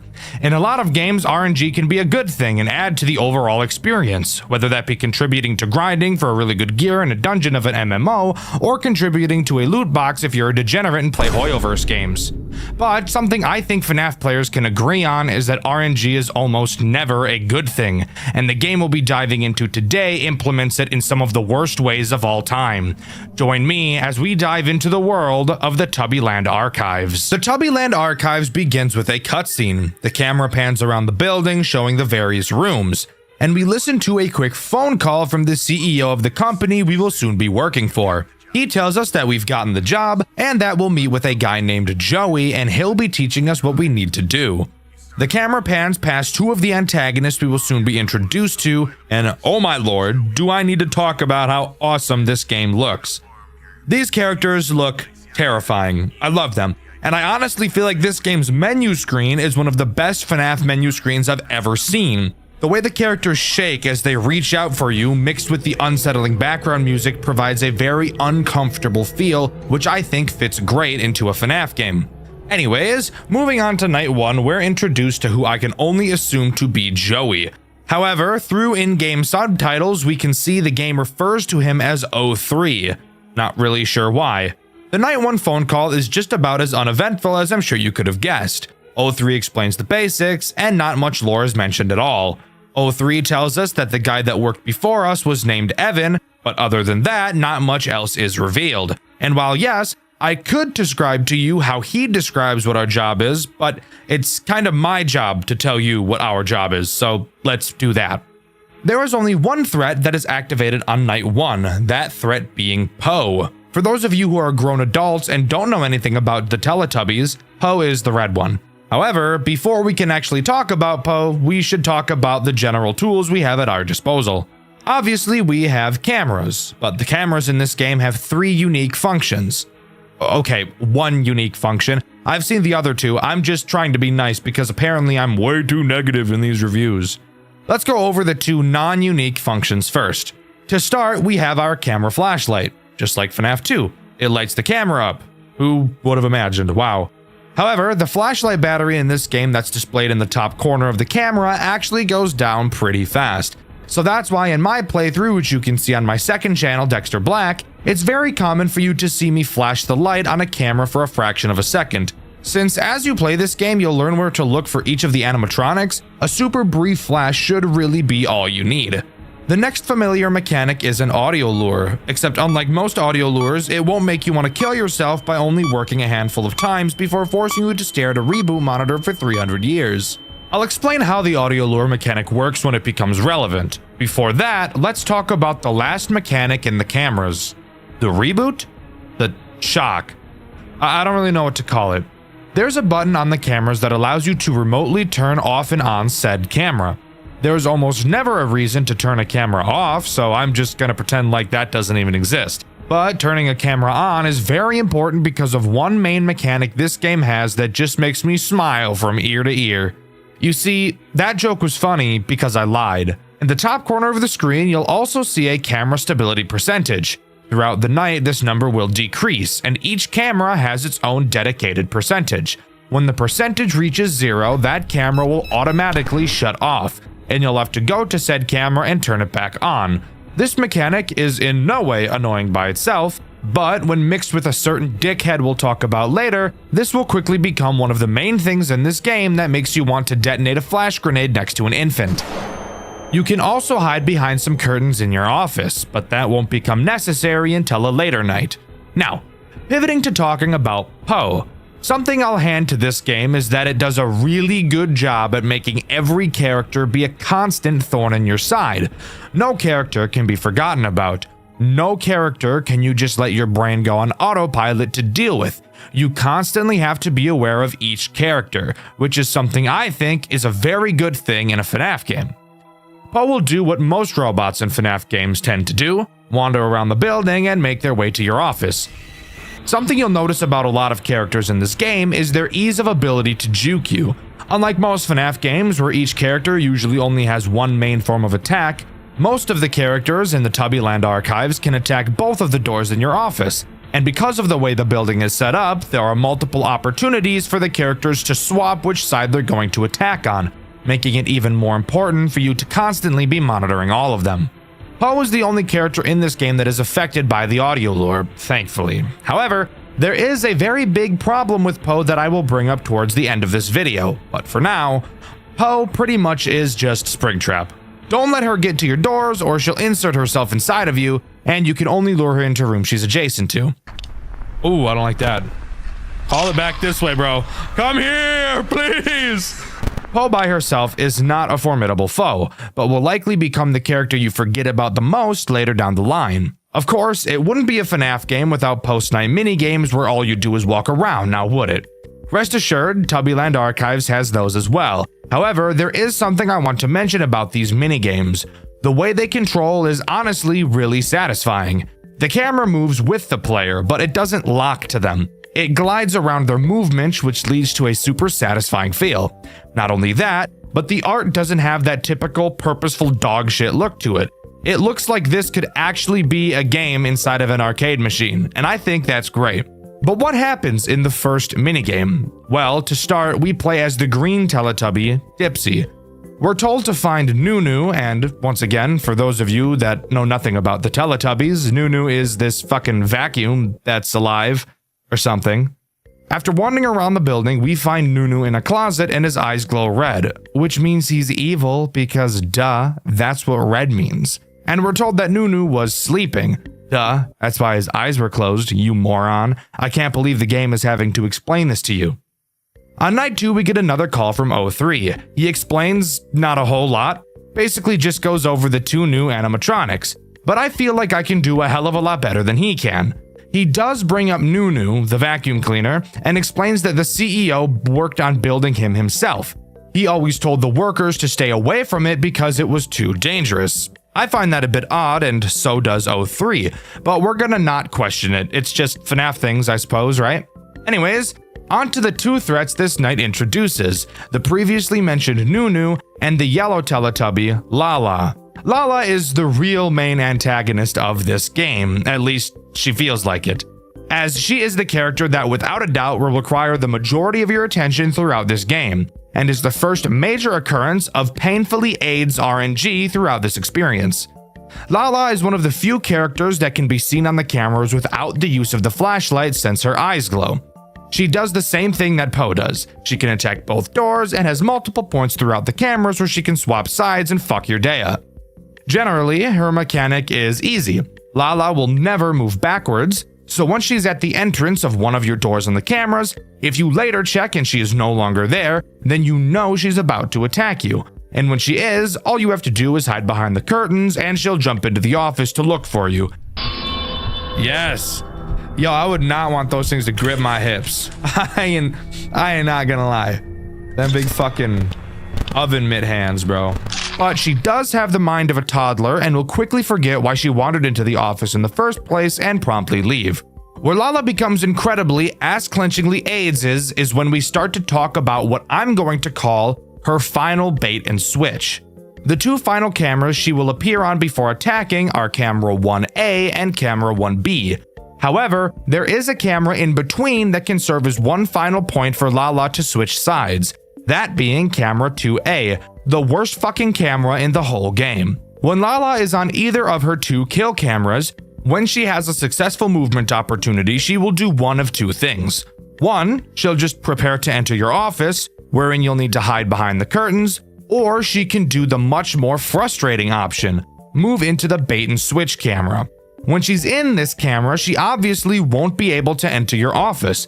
However, when comparing this switch camera to the other one, it becomes a lot more infuriating. The other 2 switch cameras are 4A and 1B. This is the only other point in the cameras where the characters can switch attack sides. However, the difference between these cameras and the bait and switch cameras is that the bait and switch cameras have a camera in between. And because of this, when Lala is in the bait and switch camera and has a successful movement opportunity, she can enter any of the 2 kill cameras, even if it's the kill camera she just came from. This alone isn't a huge problem, but when we get into later nights and everyone is more aggressive and there's more characters active, in most cases, you would almost always rather have Lala just move into her attack phase so that she'll reset to camera 5A and you can focus on someone else for a bit. However, there will be many occurrences where Lala will just jump between her bait and switch cameras, leading to you need to spend way more time on her than you ever should have, which will end up getting you killed by either Poe or another character I'll mention later in the long run. The other character this night adds is the previously mentioned Nunu. Nunu, thankfully, isn't a normal attacking character. Nunu is actually in the office with you, and you can see him behind the curtains you go to hide in. He's just a preventative measure to stop you from hiding in the curtains all night. If you stay there for too long, he'll kill you. Pretty simple sugar. After beating night 2, we're tossed into another mini-game segment, this time playing as Poe. Once again, we have to go find Nunu. After a bit of exploring, we find him getting his clanker ass to work, filling up the custard machine to make some bomb-ass desserts that I personally will never eat because I'm not really a sugar type of guy. Moving on to night 3, we get yet another phone call from O3. He tells us that everyone who works in this building never feels like they're alone when they enter the building, and no shit, there are a bunch of murder robots always trying to fornicate with them, so that checks out. O3 expresses that he will be trying to look through some of the files later on to figure out what's going on, and if I were to guess, that's not gonna bode well for him. O3 also mentions another Teletubby, and of course, that character is the new threat on this night, that being the purple Teletubby, Tinky Winky. Tinky Winky is probably the least frustrating character throughout this whole game. Same shit as every other character. Go to your office, juke you along the way. Except the way to deal with Tinky Winky is different. We're told that he doesn't like high-frequency noises. Well, luckily for us, the flashlight on our cameras just so happens to make that correct frequency of noise to piss him off. He also makes a very noticeable sound cue on whichever camera he's on. So if he's ever in the wrong place, just hold the light on him and he'll move backwards. No problem whatsoever. The post-night 3 minigame has us play as Lala. Once more, we're tasked with finding Nunu. Spoiler alert, this is what we're gonna have to do in each of the minigame segments. After some searching, we find him taking out the trash. However, as I'm sure you could already see because you have eyes, the trash he's taking out definitely looks like flesh and blood, so that's just awesome now, isn't it? Night 4 gives us my favorite phone call in this entire game. Something I really need to point out is how amazing the voice actors in this game really did. The acting is nothing short of amazing. It never sounds like the characters are acting, it always just sounds so real. And it turns out I'm not crazy. There's something going on around here, and it's not good. I don't really know how much I can say over the phone. I mean, who knows who's listening? But I think I might be onto something. This whole company goes way deeper than I ever thought. And that's what I think all good acting should be. You shouldn't even think that the characters are actors, just that they're characters. And I think this game does an almost perfect job at that. Moving on to what's actually said, O3 did some digging and explained that the entire company goes way deeper than he expected. He found some things that he probably wasn't supposed to see, but he never gets into explaining what. Before he does, the CEO comes to his office. They have a brief yet uncanny conversation. The CEO knows that someone had been looking at the company documents, and it's clear that he thinks O3 did it, which, to be fair, he did. O3 denies ever doing so because, of course, why would he admit that? And the CEO says that he's got his eyes on him. He asks O3 to come in the next night to help look for some of the documents, and O3, while confused as to why, agrees anyways. The CEO leaves the office and O3 quickly hangs up the phone. This night also introduces the final threat in this game, Dipsy. Dipsy is another character that you won't really have to focus on all too much. Dipsy will appear in your front office door. He has a few phases he can move through before you see him in his main attack phase, where he's fully leaned into your office. When you see him like this, all you have to do is hide. A very faint sound cue will play when he leaves, and you'll be able to come back out and continue. Not a very difficult character to deal with, but a character that does force you to pull the camera down every once in a while. And in a game where the camera is easily the most important tool, this isn't something you're gonna wanna be doing very often. This is also the night where you'll really start to notice how difficult this game really is. The characters really start to move quickly on night 4, and the pressure present and nerve control required really starts to stand out. In the comments of my first episode of this game, which you can watch over on my second channel, Dexter Black, I got several comments warning me about how hard this game really is, and upon reaching night 4, I finally really started to feel it. But nothing could prepare me for the complete bullshit I was about to go through come night 5.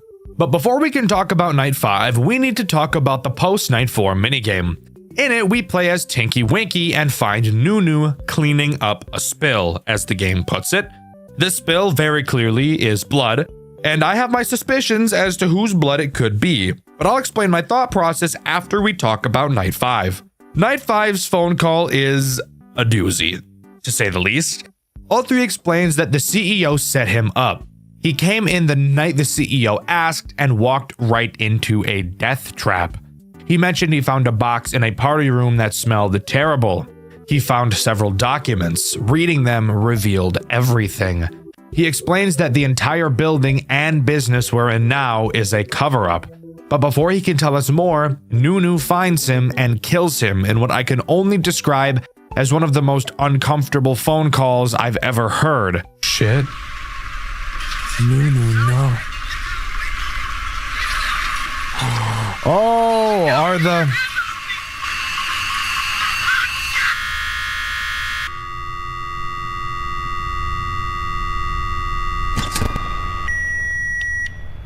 Okay, that was a pretty cool fucking phone call, dude. I can't even lie. That was actually badass. And I can only assume he is the owner of the blood that Nunu was cleaning up in the post-Night 4 minigame.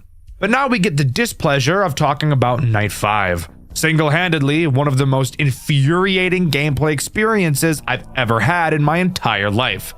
This is where the RNG gets atrocious, and where I find this game's biggest asshole, Poe. As I've already mentioned, Poe acts very similarly to Springtrap in FNAF 3, and if you know anything about FNAF 3, then you know the worst thing about it is the dreaded 1 in 7. For those of you who have played FNAF 3, that phrase probably just sent chills down the back of your spines. 1 in 7 refers to the 1 in 7 chance Springtrap has to completely fucking ignore your audio lure, and is single-handedly the reason why FNAF 3 is even as hard as it is, as it takes a system that would be built around skill and turns it into a game of, is Springtrap gonna fuck you or not? This is exactly what Poe does. At least, I'm pretty sure, is what she does. There's no official documentation about her AI, and as far as I'm aware, there's no decompiling of this game to double check. But I'm almost positive she has the same mechanic. Maybe it isn't 1 in 7, but it's almost 100% 1 in something. Because if it's not a 1 in something, then that means that Poe moves around the camera so quickly that your audio lure doesn't even matter. I tried my absolute hardest, but I could not for the life of me beat Night 5. I gave up, and I'm not ashamed to admit that. If my theory of Poe ignoring some of the sound cues is correct, then fuck trying to beat that night and just waiting for luck to be on my side. The time you have to wait to use the audio lure after using it is way fucking longer than in FNAF 3. And sure, you never have to reboot it, but that doesn't really matter when Poe moves at the fucking speed of the goddamn Roadrunner. Seriously, go watch my Night 5 playthrough on my second channel, Dexter Black. It's almost laughable how quickly Poe gets to my office despite me using the audio lures at every single opportunity that I could. You could also just watch to see some salt since there's plenty of that, but like, goddamn, this night is hard. This game is fucking hard. I should have listened, but I was thinking, well, how hard could it possibly be? And the answer to that question is, I don't know. It's impossible to tell how hard the game is because the skill ceiling is capped by how lucky you get, so I don't even know how difficulty could be measured. But I need to relax a bit. Sure, I wasn't able to beat this game, but I know there are some people out there who were able to, and because of those people, indie fuel, that I'm able to finish talking about this game. So congratulations to all of you who put yourself through this horseshit torment. I appreciate you. The post-Night 5 minigame actually takes place before the Night 4 minigame. We play as Tinky Winky once again and actually get to see who, once again, I can only assume to be 03, dragging himself out of a room before all of the animatronics hold him down as Nunu kills him and he's left to die on the floor alone with no one to ever come and help him. We get our check for the week, but before we decide to piss off forever, our character begins to speak to himself. He wants to go back for one more night to see if 03 is still alive, and if he isn't, he wants to get the documents that 03 mentioned so that his death wouldn't be in vain. Personally, if it was me, I don't care if 03 was my brother. He's dead as disco, and there would be no way in fuck I'd be going back there in a million years. But Parker, our player's name, decides to, and we get to jump into Night 6, an experience I never got to see for myself, and I'm glad I didn't. As far as I'm aware, nothing new was added to Night 6, just being a more difficult, more RNG-based fuckfest of a night, but after completing it, we move on to the post-Night 6 minigame. This minigame is actually a minigame, not just a walk-around simulator. In this minigame, we have to find 10 of the documents in the basement, all while the animatronics patrolling you are trying to find us. If at any point they see you, you're dead because they're much faster than you are. So you have to strategically hide by staring at a fucking wall every once in a while whilst they pass, and eventually escape the building. I obviously never did this because I couldn't even beat Night 5, let alone Night 6, but even just watching somebody else complete this minigame, even this minigame looks really fucking hard. So I'm grateful that I never had to do it. What makes a horror game truly scary? Is it jump scares, atmosphere, build-up? Well, of course, all of these things together and more is what builds up a horror game to be something amazing. But I think if I had to choose one word to answer the question, what makes a horror game truly scary, my answer would be realism. In order for your game to be truly scary, I feel like the player has to be able to connect with your game on a personal level. And what better way to make that happen than to make the environment around them feel real? The game we'll be talking about today, I feel, pulled this off almost perfectly. A Five Nights at Freddy's fan game that was able to capture the real feel of an office, an environment, and realistic means of self-defense in a situation that seems so dire, you'd think you'd never be able to make it out to tell the tale. The game we'll be covering today is Freddy's Reanimated, the most realistic FNAF game ever made. Reanimated does not begin like most FNAF games tend to. This game opens to a dark void. We're told that when we die, we will be brought back to this void and that we won't be remembered. However, if we are to be remembered, what is the name we'd like etched into our headstone? And it's here where we can actually choose a name for our character. Afterwards, we're booted into the menu where we can begin the game. As the game begins, we're given a pretty eerie opening cinematic, something pretty uncommon with Five Nights at Freddy's games. It serves to show how we found the job online on a listing site to work as a security guard for 5 days in an abandoned pizzeria. Fantastic! I know myself personally would never accept a job that I know for a fact won't even last a week, but hey, different strokes for different folks, I suppose. With that, we're thrown into the first night where I can talk about hands down one of my favorite parts about this game. Loading into the office, we're hit with something crazy.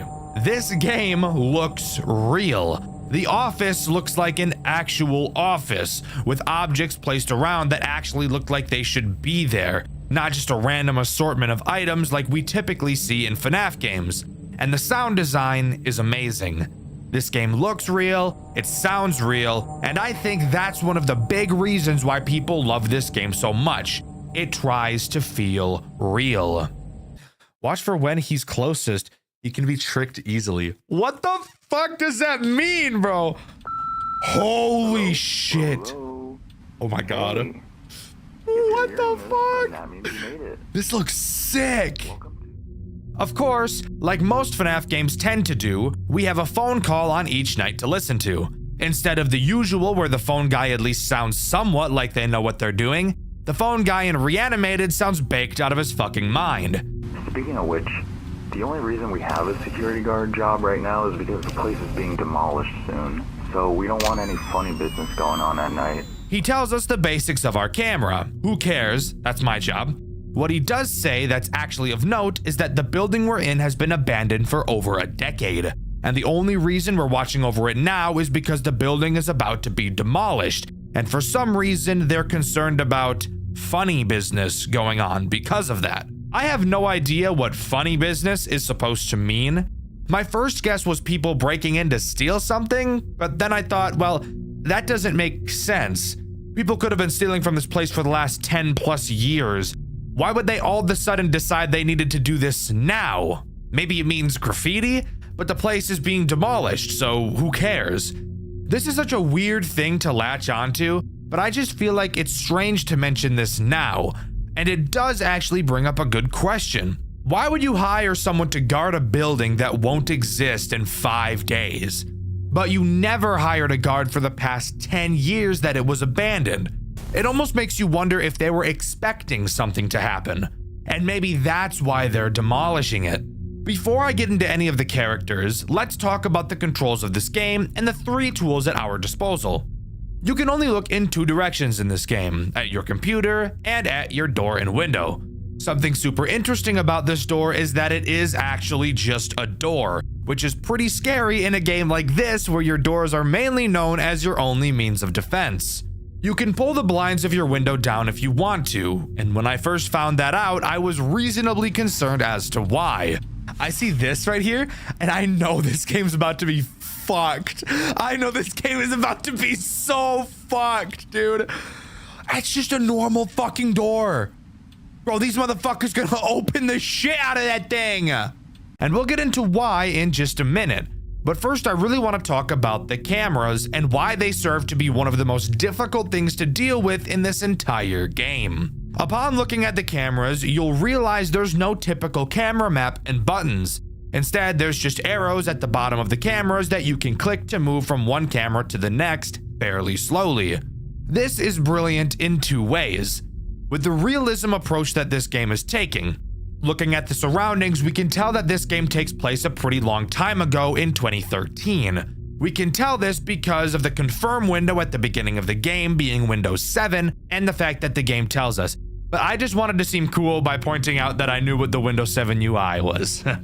Shut up. And yes, 2013 was a long time ago. I know for some of you it may not feel like it, but it was 12 years ago. That's older than some of my audience who, let's be honest, really shouldn't be watching my videos. Mom and dad, monitor your kids, fuckhead. Knowing this and knowing that the game is aiming to be realistic, opting to use a slow, outdated system like this is genius. Even if, yes, I think it's AIDS and very annoying. However, once we start talking about the way this game plays, I'll bring up why I think the way these cameras are set up is needed. Anyways, on to the reason why I think this is as annoying as it is. Mainly because it's not consistent in one way that I would expect it to be. There are 9 cameras in total to surf through. When you reach camera 9, if you press the forward arrow again, you will be sent back to camera 1. That makes sense.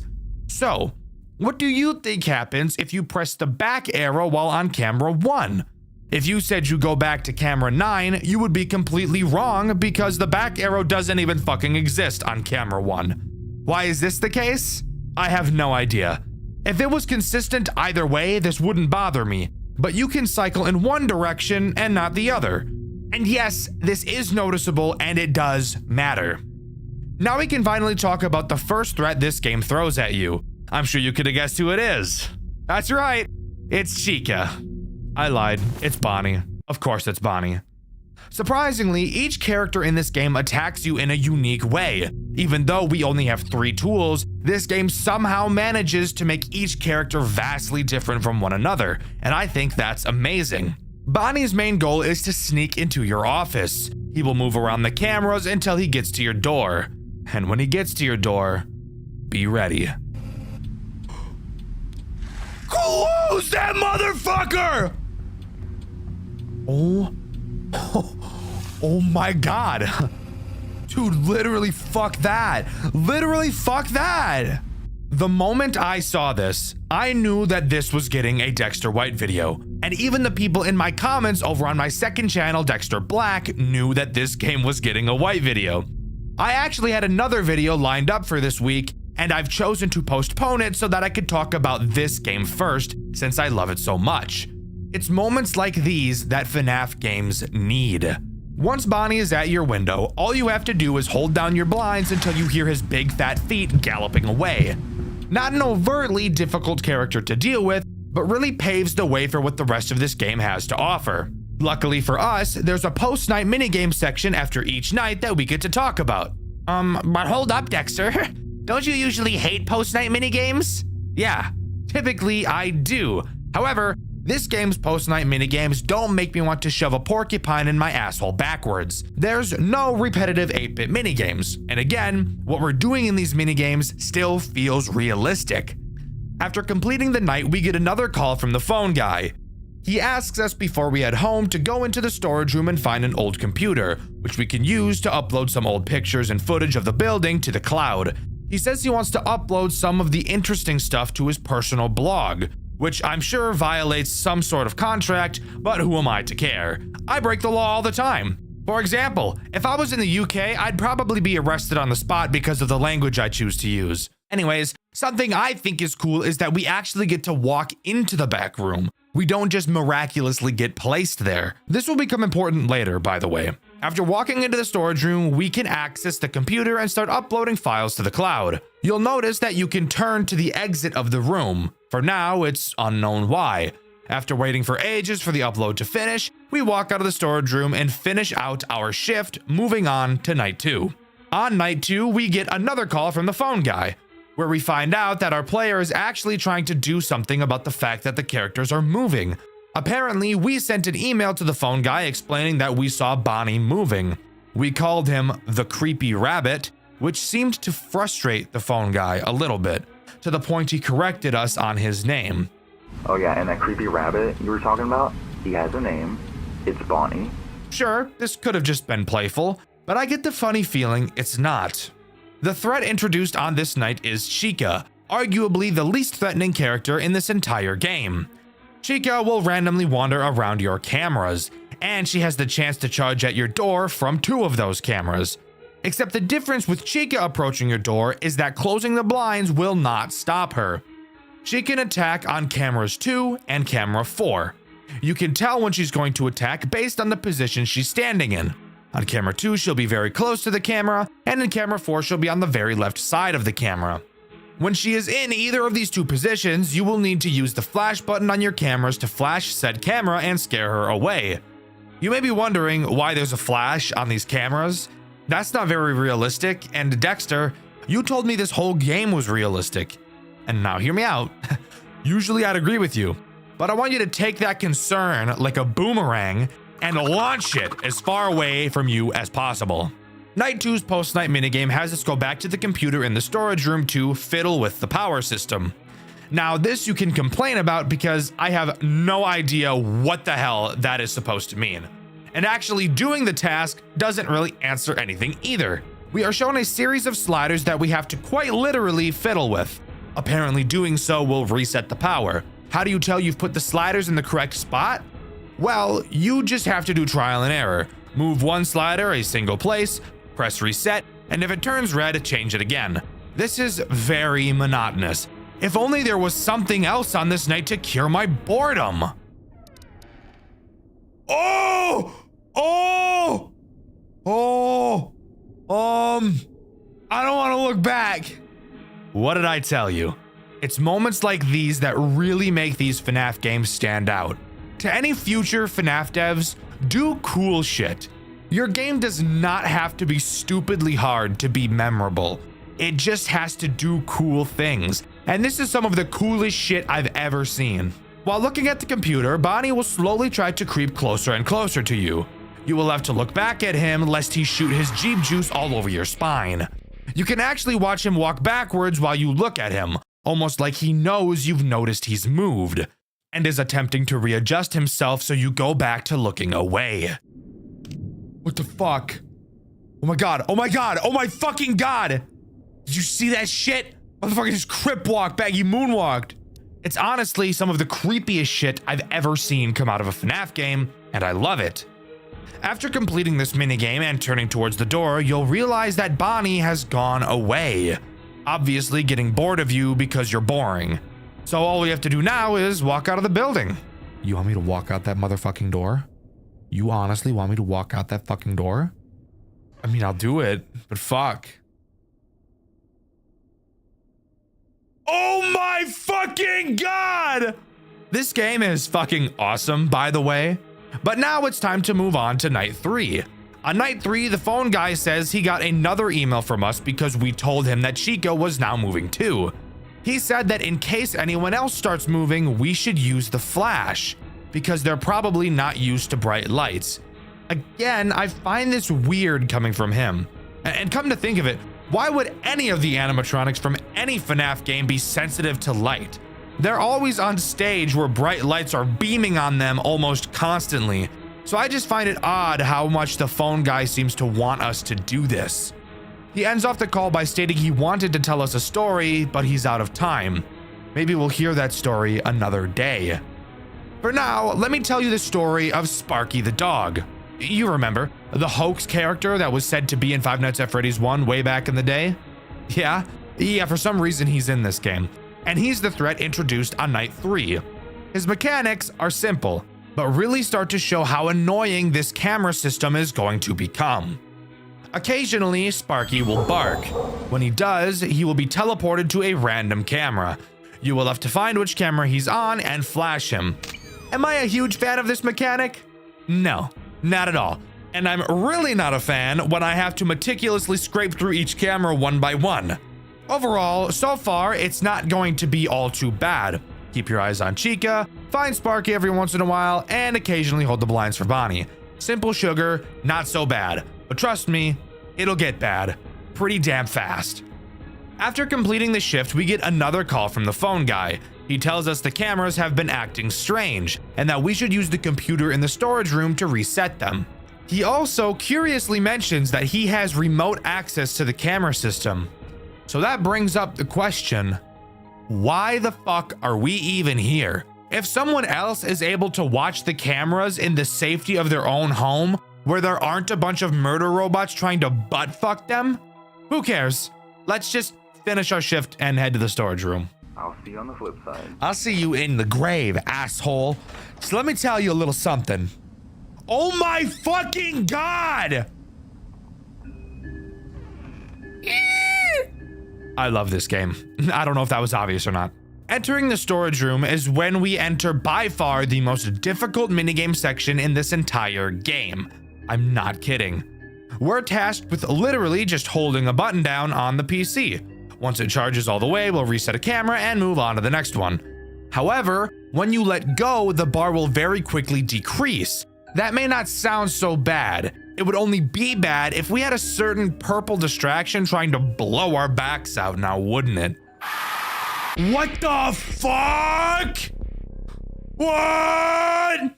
Bro, he's fast as shit. Bonnie is the sole reason why this minigame is so AIDS.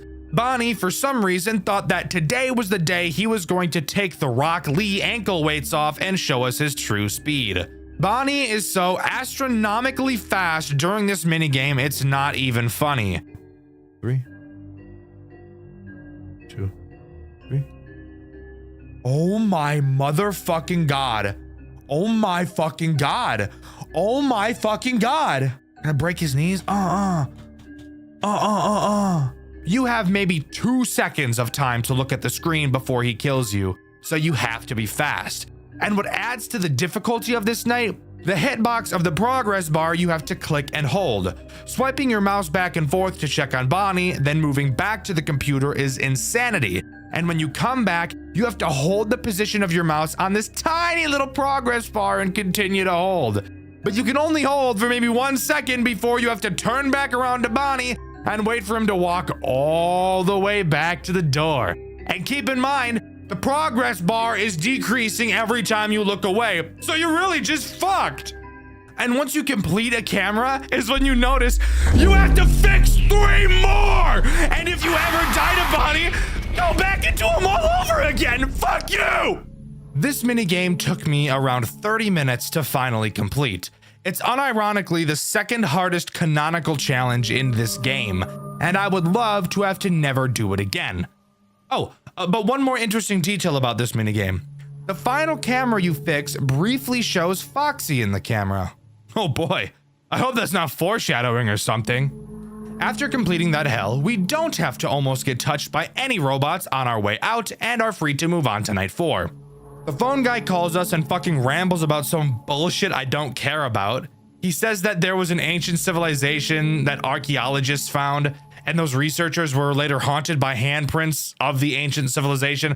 Again, I really don't give a fuck. This is purely symbolic for the story of the game, which I'll talk about later. But this was the story he was itching to tell us.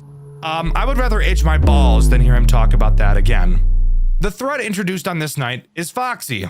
Spoiler alert, the camera was foreshadowing something. Foxy acts exactly how you think Foxy would act. You have to look at him to stall him, and if you don't, he'll run to your office. But as I'm sure you could have guessed, he too doesn't care about your door. Watching him will push him back, so just make sure you're doing that. Something of note is how Foxy breaks the cycle you've been really trying to build up throughout the game, forcing you to develop a new one. Up until this point, watching Chica has probably been your main focus, but now with the character that demands even more attention, I'm sure you could figure out why Foxy will put a big wrench into your plans. Now you have to find a way to constantly watch Foxy and Chica, and lucky us, Foxy is on camera 6, several cameras away from Chica's attack cameras. This game knows what it's doing. Sure, it's frustrating, but it's also genius. In this post-night minigame, we're told we have to fix a ventilation problem. Phone guy tells us it's just turning a few knobs. The ventilation room is in a door right off of the storage room, so the storage room is where we go. I don't see anyone yet. Hi, Bonnie. Were you expecting me to go there? Were you expecting to cut me off? Sorry, asshole. Not gonna happen. Is that not horrifying? Bonnie is standing right next to the computer we've been going to every night.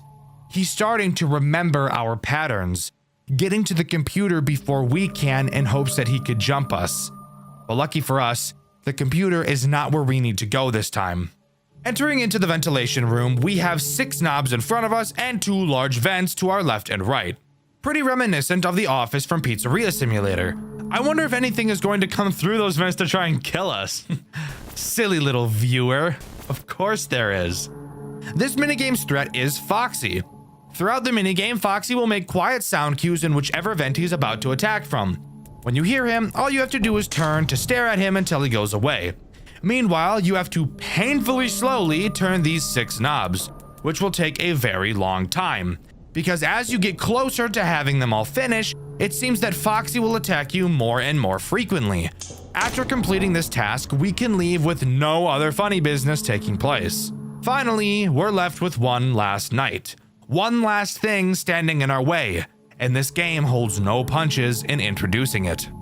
Before you is something long forgotten. Something that was once loved and cherished, but now it lies broken. It is left abandoned. You know what becomes of something long forgotten. It dies a second death. It grows cold.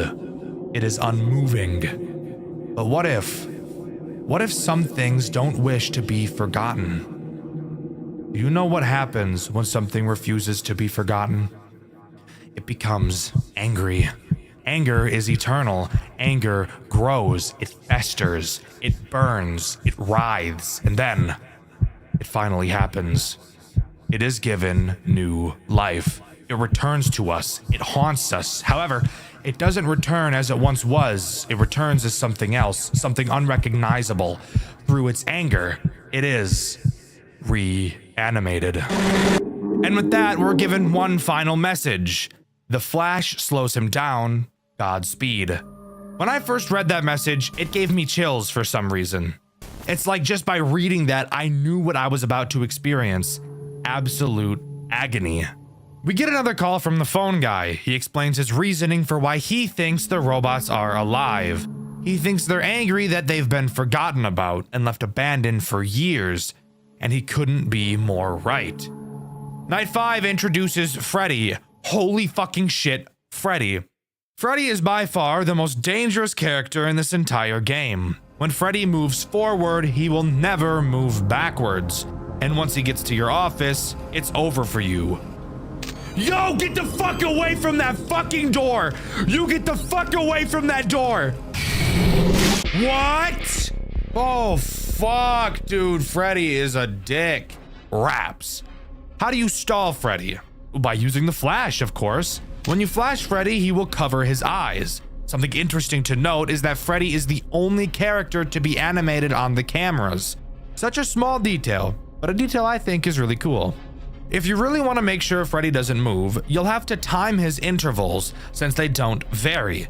And make sure you're onto his camera and flash him at quite literally every single opportunity. You don't have much time to waste, as Freddy is fast. Really fucking fast.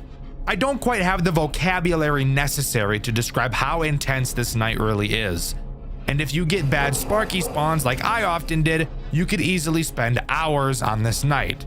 I was lucky enough to only have it take me a single hour. But if you manage to control your nerves long enough to complete this night, we will have one final minigame to talk about. After completion, we get one final call from the phone guy. He very ominously tells us to enter the dining room. He says he wants to show us something. Upon entering the dining room, we're greeted by all 5 animatronics staring back at us. The camera to the dining room flashes, and we hear the phone guy, named Ralph, explain that the reason it flashes is so that you can take a screenshot of the camera. Ow! Oh! Fuck! See? That's why I told you to make it a boomerang. Ralph then used that image to post on his blog. He's been using these camera images for his blog all week, and we were the bait. One last goodbye is said, and the restaurant goes quiet.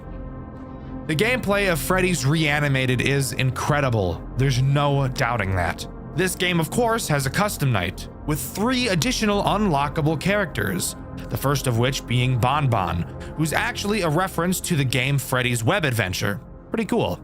Occasionally, he will appear on your cameras. If you don't click him fast enough, he will disable all of them for the remainder of the night. The next character you can unlock is called the Hawk. He acts as a Phantom Chica-like character. He will periodically appear on the cameras, blocking the view, and if you don't turn away from him, he will kill you. Pretty simple, but in a game where the cameras are super important, this guy can be a big pain in the ass. Finally, the last character you can unlock is Sienna, by far the most cancerous of the Custom Night 3. She will occasionally block the clock next to your door, which somehow prevents time from passing. This is a Custom Night character that can drop the realism at this point. All you have to do is click her nose and she will go away and the time will continue to pass. Altogether, completing a custom night with these 3 additional characters is a torture I would never want to put myself through. But shout out to Dark Ryun who was able to pull it off, and whose footage you're seeing right now. I should mention that the custom night does have a secret ending, but I'll bring it up when I talk about the story of this game. Which, you know, we'll do right now. The story of Freddy's Reanimated is honestly one of the most surprisingly thoughtful pieces of writing I've ever seen in a FNAF fan game. It's not about murder, or purple men, or endless timelines that make my brain feel like fucking mashed potatoes. It's about being forgotten, and about what happens when something that used to bring people joy is left to rot and fade away. The entire game is built on this theme: nostalgia, decay, and the quiet horror of being erased from memory.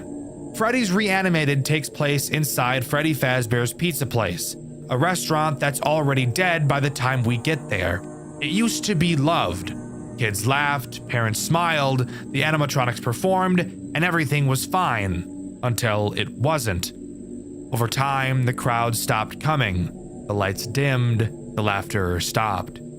The building was abandoned and left to gather dust for over a decade. No massacres, no missing children, just nothing. The kind of death most things really suffer. When the game starts, we're told the place is finally being demolished, and Ralph, the manager, hires a night guard to keep an eye on the place for the last few days. That's us. But before us, there was another guard, Mike Schmidt. Yeah, that Mike Schmidt. He worked one night, just one, and didn't make it out. In the demo of this game, we actually see what happened. Mike survives until 6 a.m., the power cuts, and Freddy himself storms into the office and literally bites his head off.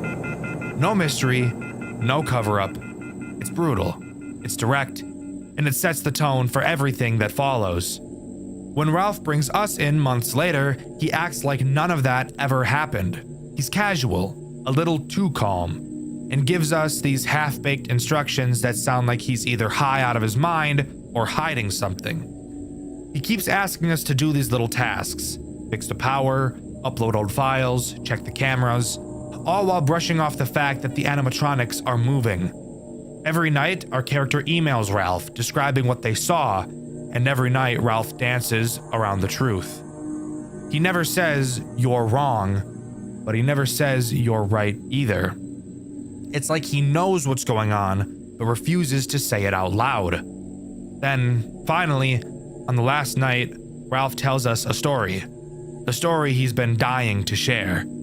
He says that back in the 1940s, archaeologists discovered a cave covered in human handprints.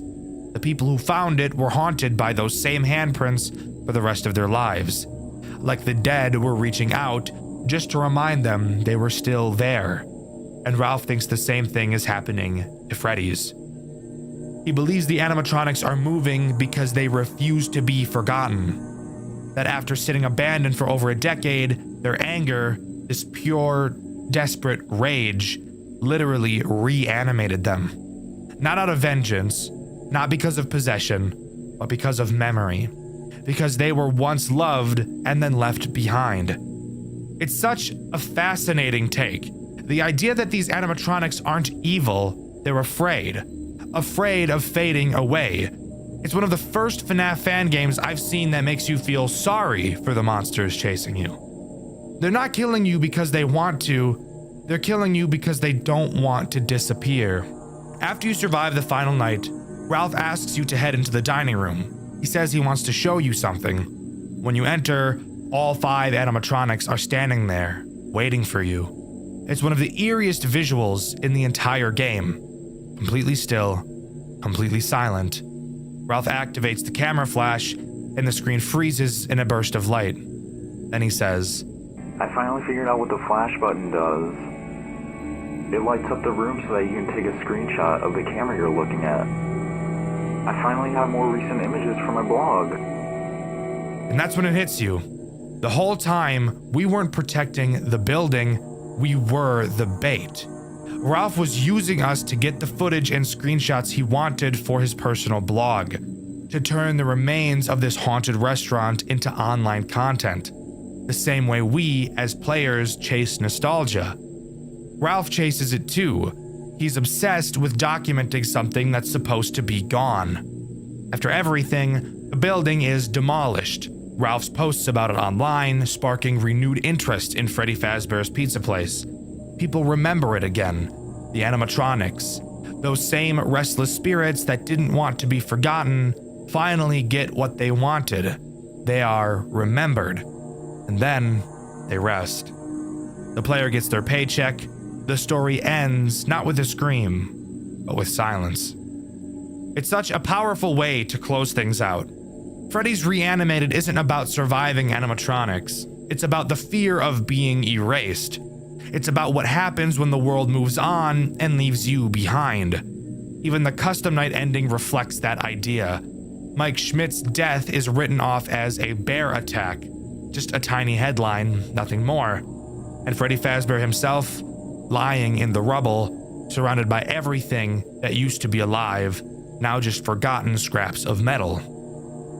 For a game that's meant to be realistic, it's ironic that the story is one of the most human I've ever seen in this genre. Freddy's Reanimated isn't just the most realistic FNAF game ever made, it's one of the most real stories the community has ever told. Would you like to hear one last interesting piece of information I have to share? There is a secret in this game up until this point. As far as I'm aware, nobody has ever found it, and I can guarantee you've never seen it before. A secret so rare that the chances of finding it exceed luck that no human has ever had. And I want to thank City, the author of the FNAF Fan Game Wiki, for providing me with this information and allowing me to share it with you guys. We know that Michael got bitten and killed by Freddy, but did you know you can actually see Michael's corpse inside of the game? You just have to be incredibly lucky. To start, you must have already beaten the main game. No custom night completion is necessary. Then you have to restart the game from night 1. Before completing night 3, you will have to die at least 5 times. Then, upon beating night 3, when entering the hallway, there's a 1 in 10,000 chance to see the corpse.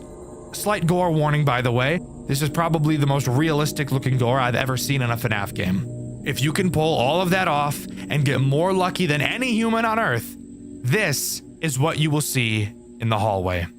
Truly some of the scariest shit I've ever seen. But there you have it. That's everything as far as I'm aware that Freddy's Reanimated has to offer.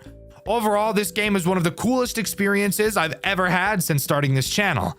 I don't think this game is nearly my favorite. I think I like Juniors and Banshee just a little bit more, but it's definitely close. The atmosphere, the sound design, the game design are all borderline perfect works of art.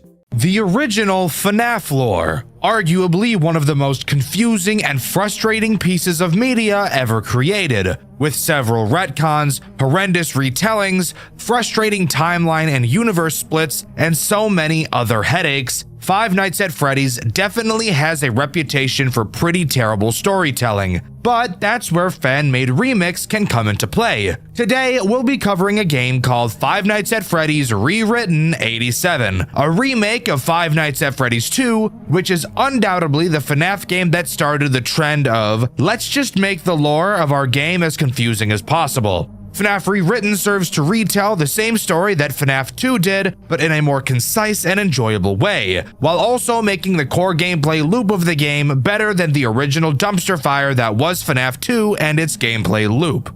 I hope you're excited, because we've got a lot to talk about today. So grab a pet, grab some snacks, and join me today as we dive into the creatively amazing world of FNAF Rewritten 87. FNAF Rewritten 87 opens with a playable cutscene. We see Spring Bonnie standing in front of us. He calls us Gabriel, the child in the Freddy suit, and tells us to follow him. As we walk through the opening credits, we stumble upon a door. We, very creepily, I will add, see Spring Bonnie open the door, only to see Freddy sitting on the table. Oh my god. Walking inside, we get snatched up and stuffed inside of the suit. Who could have seen that one coming?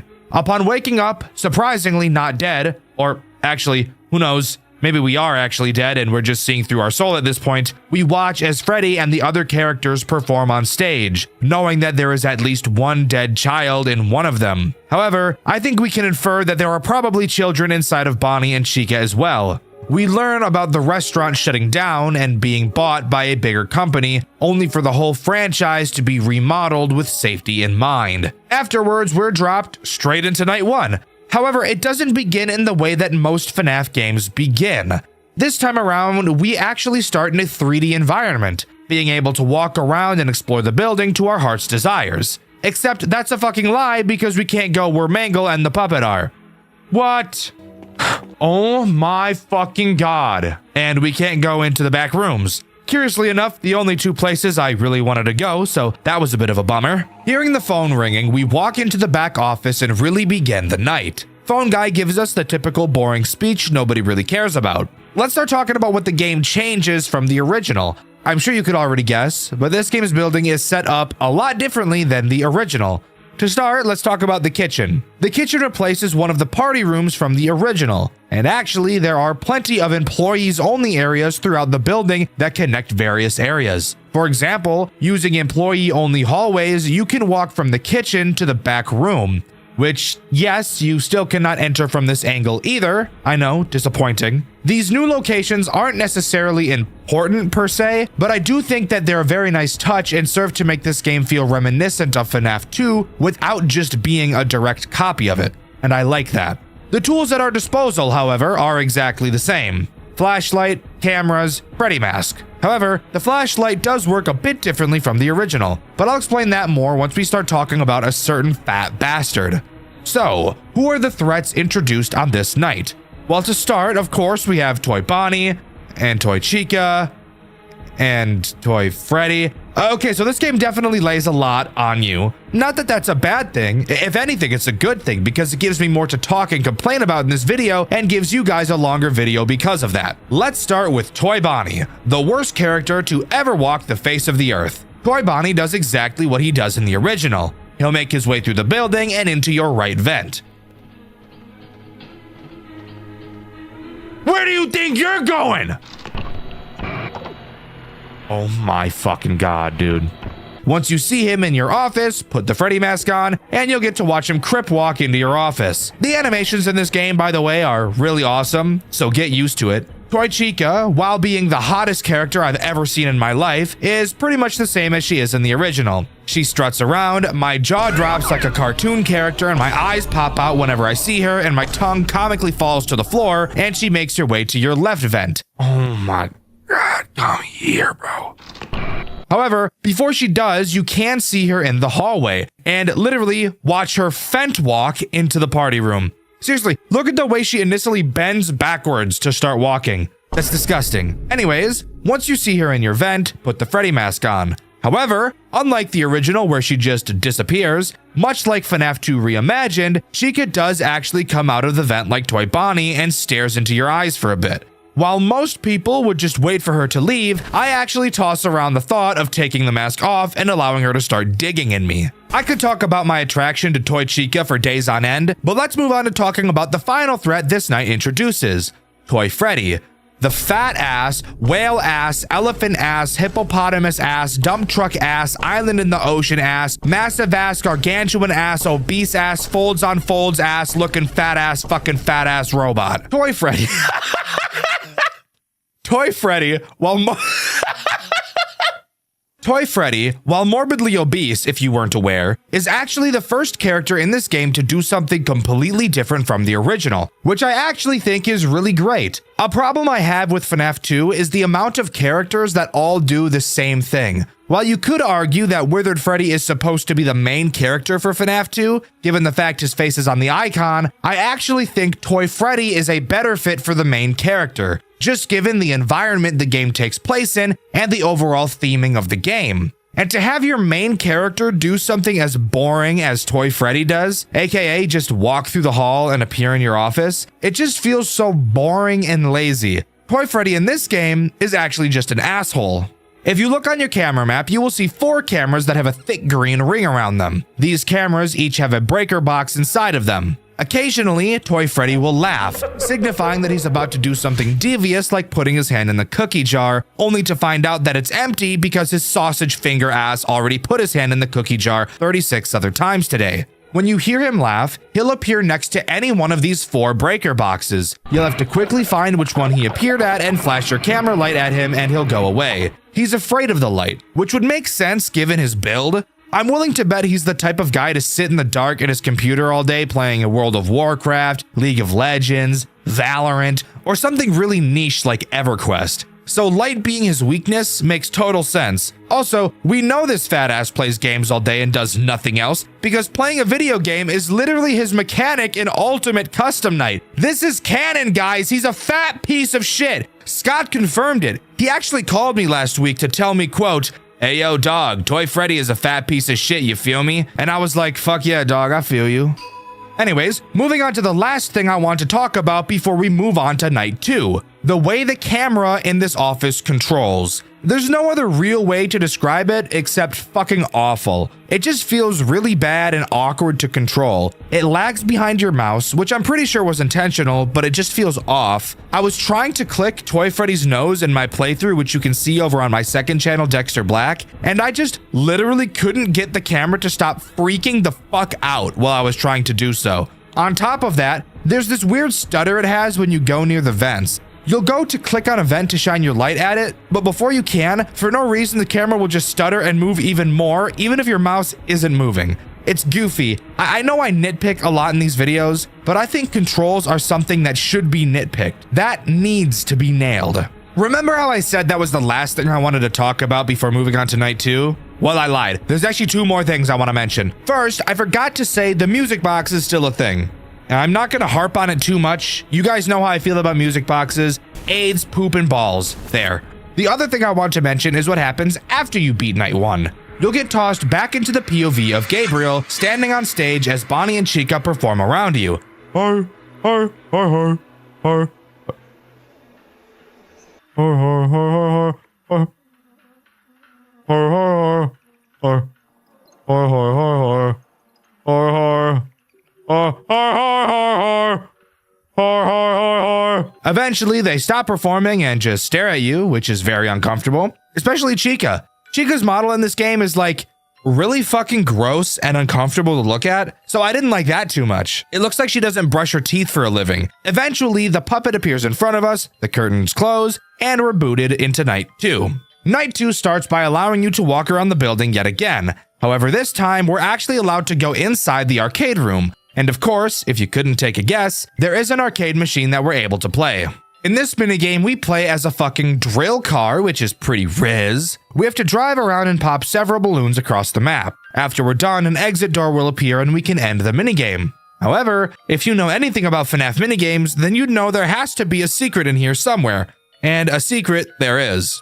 After collecting all the balloons, if instead of going into the exit door you continue, you'll find a glitched wall. Driving into it will put you into a normal car. After a bit of driving, we stumble across one of the pizzerias with a crying child outside. Getting out of the car, you'll notice we're playing as Afton. We walk up to the child and presumably murder it, only for the puppet to appear in the reflection of the game, telling us that if we go deeper, it will stop us. Whatever that means. With that, another exit door appears and we're free to leave and continue the night as usual. After that, there's nothing more to do than walk into the office and talk about what new threats this night introduces. And the first threat we'll talk about is Withered Foxy. Nothing much interesting to say about this guy. He works in the exact same way as the original. He'll appear in your hallway every now and then, and all you have to do is flash him a bunch and he'll go away. One thing I do want to mention about him and why I actually like him in this game more than the original is because you flash him with your mouse, which means my poor little control key won't fucking explode. And actually, because you have to use your mouse to flash Foxy, you can actually spam the hallway a lot faster and make him leave sooner. So that's pretty great. The other threat introduced on this night is Mangle, who is probably the most interesting character we've seen so far and is probably the most interesting character in the entire game. Mangle's goal is to get into your office through the main hallway. She doesn't enter the right vent like in the original. Mangle is a very stressful character to deal with. Let me explain why. Once Mangle enters your office, she'll go to your ceiling, but this does not mean she's attacking you yet. While she's on your ceiling, very loud gurgling sounds will be heard, and the TV monitors in your office will start flashing static, Mangle, and the puppet, interestingly enough. After a bit of this, Mangle will drop her head down from the ceiling. At this time, you must put your mask on. Mangle will stay with her head down for a very long time, like much longer than you think she would. Eventually, she'll pull her head back up, but the attack isn't over quite yet. The screens will start to go all nutty again, and during this time, you're allowed to check on things you need to check on, like the music box, Toy Freddy, and Withered Foxy. Soon after, Mangle will drop her head down a second time, requiring you to put the mask on again. After she leaves for the second time, she will finally leave your office, and her attack is finally over. Mangle is easily one of, if not the most stressful character to deal with in this entire game. And one of the main reasons I feel this way is because of her synergy with Toy Freddy. Toy Freddy makes a laughing sound cue when he's about to fuck you with your fuse box. Mangle is so goddamn cock-sucking loud that she will most likely drown out his laugh unless you're paying incredibly close attention. So I'm not gonna die just because she's in here. That was Toy Freddy. She synergizes with Toy Freddy. She's loud as shit and drowns him out. But overall, if you can learn her timings, you should be just fine. And in all honesty, from what I noticed, she is pretty forgiving with how much time she gives you to put the mask on after she drops her head. Night 3 time already? Why, hello. What goes on tonight? Well, the night starts just like night 2. We can take a walk through the arcade and play another game, except this time around the game in question is fucking dog shit and I didn't beat it because it's bullshit. In it, you play as Bonnie collecting balloons. Who cares about that part? At a certain distance into the sky, you'll see the ceiling is glitching. Jumping into it will turn you into Spring Bonnie and the game gets all dark. Ooh, scary. In this section of the game, you need to grab the 5 kids and put them into what I'm going to assume is the back room where they were killed. You have to do it one at a time, which really just makes my dick hurt, but whatever. Every time you collect a child, shadow Bonnies will appear around the map for you to dodge. If you touch them, the floor will disappear and you'll have to climb back up. After you collect 4 kids, however, is when this game gets bullshit. Another shadow Bonnie will spawn. However, this one looks way fucking creepier and will actually follow you. The funny part? Well, this shadow Bonnie is faster than you in every way and will literally camp your body, making it borderline impossible to make any progress. Seriously, look at what's happening on screen right now and tell me if this looks like any fun at all. Spoiler alert, it's not. I gave up because I was on the verge of sticking a pencil down my urethra and snapping it in half. However, once you deliver the last kid, an exit door will appear, finishing out the minigame. Afterwards, all you have to do is walk to the office and the night section can begin. Phone Guy talks about how the police may have a lead on a missing children's incident. Who cares? I'm glad they're dead. And he also mentions that the animatronics are getting more aggressive. That part, I do care about. So let's talk about the 2 new threats this night introduces. Withered Bonnie is introduced on this night, and he's one of the coolest characters in the entire game. Not because of what he actually does, he's just a super menacing character and I think that's really cool. Withered Bonnie will attack you through the hall rather than the vent like in the original. The animation is insane, get ready for this. When he's in your hall, he will step out in front of your doorway and stare at you. This is easily one of the creepiest things I've ever seen. Then after a bit of time, he'll step into your office and all you have to do is put the mask on until he goes away.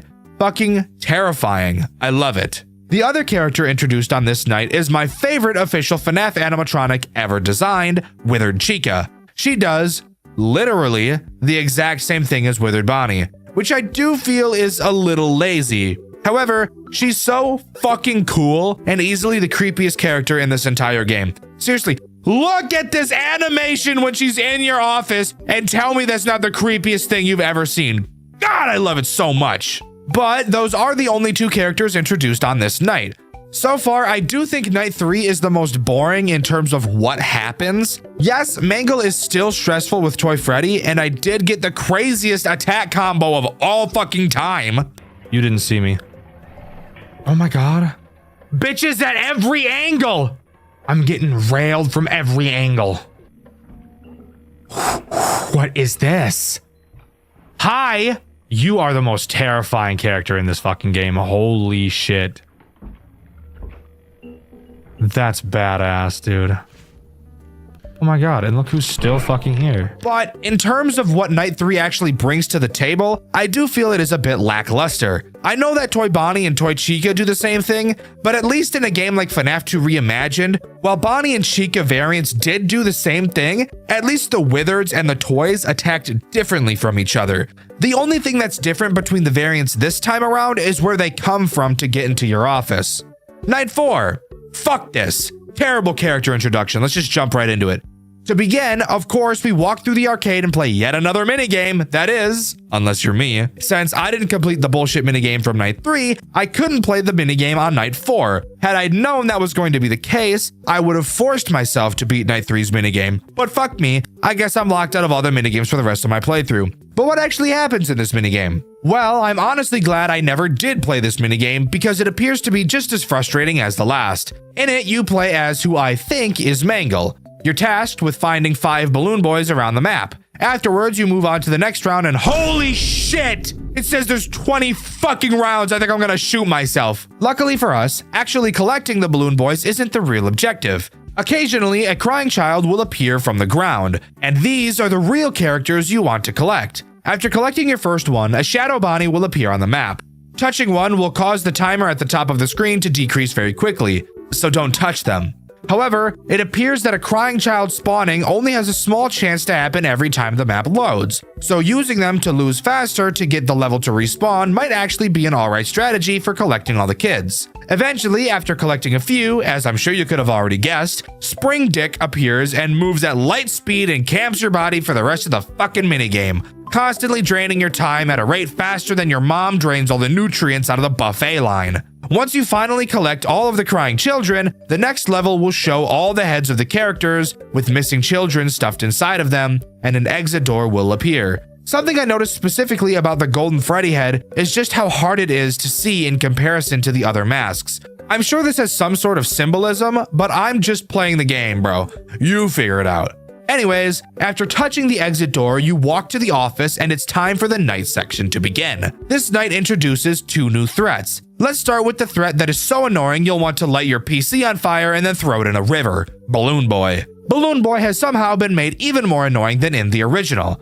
Except not annoying as in his mechanics, that's actually easier than the original. I mean, his laugh is so much fucking worse. The way he works is pretty simple. He'll attack through either of your vents. Instead of putting the mask on like in the original, you'll instead have to spam flash your light at him. Do that enough and he'll eventually literally run away like a little baby pissed diarrhea boy. Obviously, if you don't, he jumps into your office, steals your shit, and Foxy will fuck you since you won't be able to flash him. The other character introduced on this night is Withered Freddy. What does he do? Well, let me tell you, I have no fucking idea. What do you mean you have no idea, Dexter? Didn't you play the game? Yes, I did. However, this series and this Dexter White video specifically, I wanted to try something a little different in the video creation process. Typically, after I finish recording a Black series, if I think the game was worthy of a White video, I'll put it on my White list. Depending on how much I either liked or disliked the game, will determine how high up on the list the game will go. And when it comes time to script a Dexter White video, I choose the video at the top of the list and write the entire script in one sitting. I feel this leads to the beginnings of my scripts being really hard to get into, and I feel that it also makes the amount of energy I have near the end of the script drop off. So I thought for this game I'd try something new. After recording each Dexter Black video on this game, I would write the script specifically for that section. That way, I'm not writing a lot in one sitting, and I get a fresh reset every day, which I've noticed has been making me a lot happier with the script in general. However, this does bring up an interesting issue that I've only noticed now while writing and talking about Night 4. While yes, Withered Freddy was introduced, for some reason, he literally never attacked me once throughout the entire night. So I quite literally have no idea what he does and I can't really talk about it. So, this is a little awkward.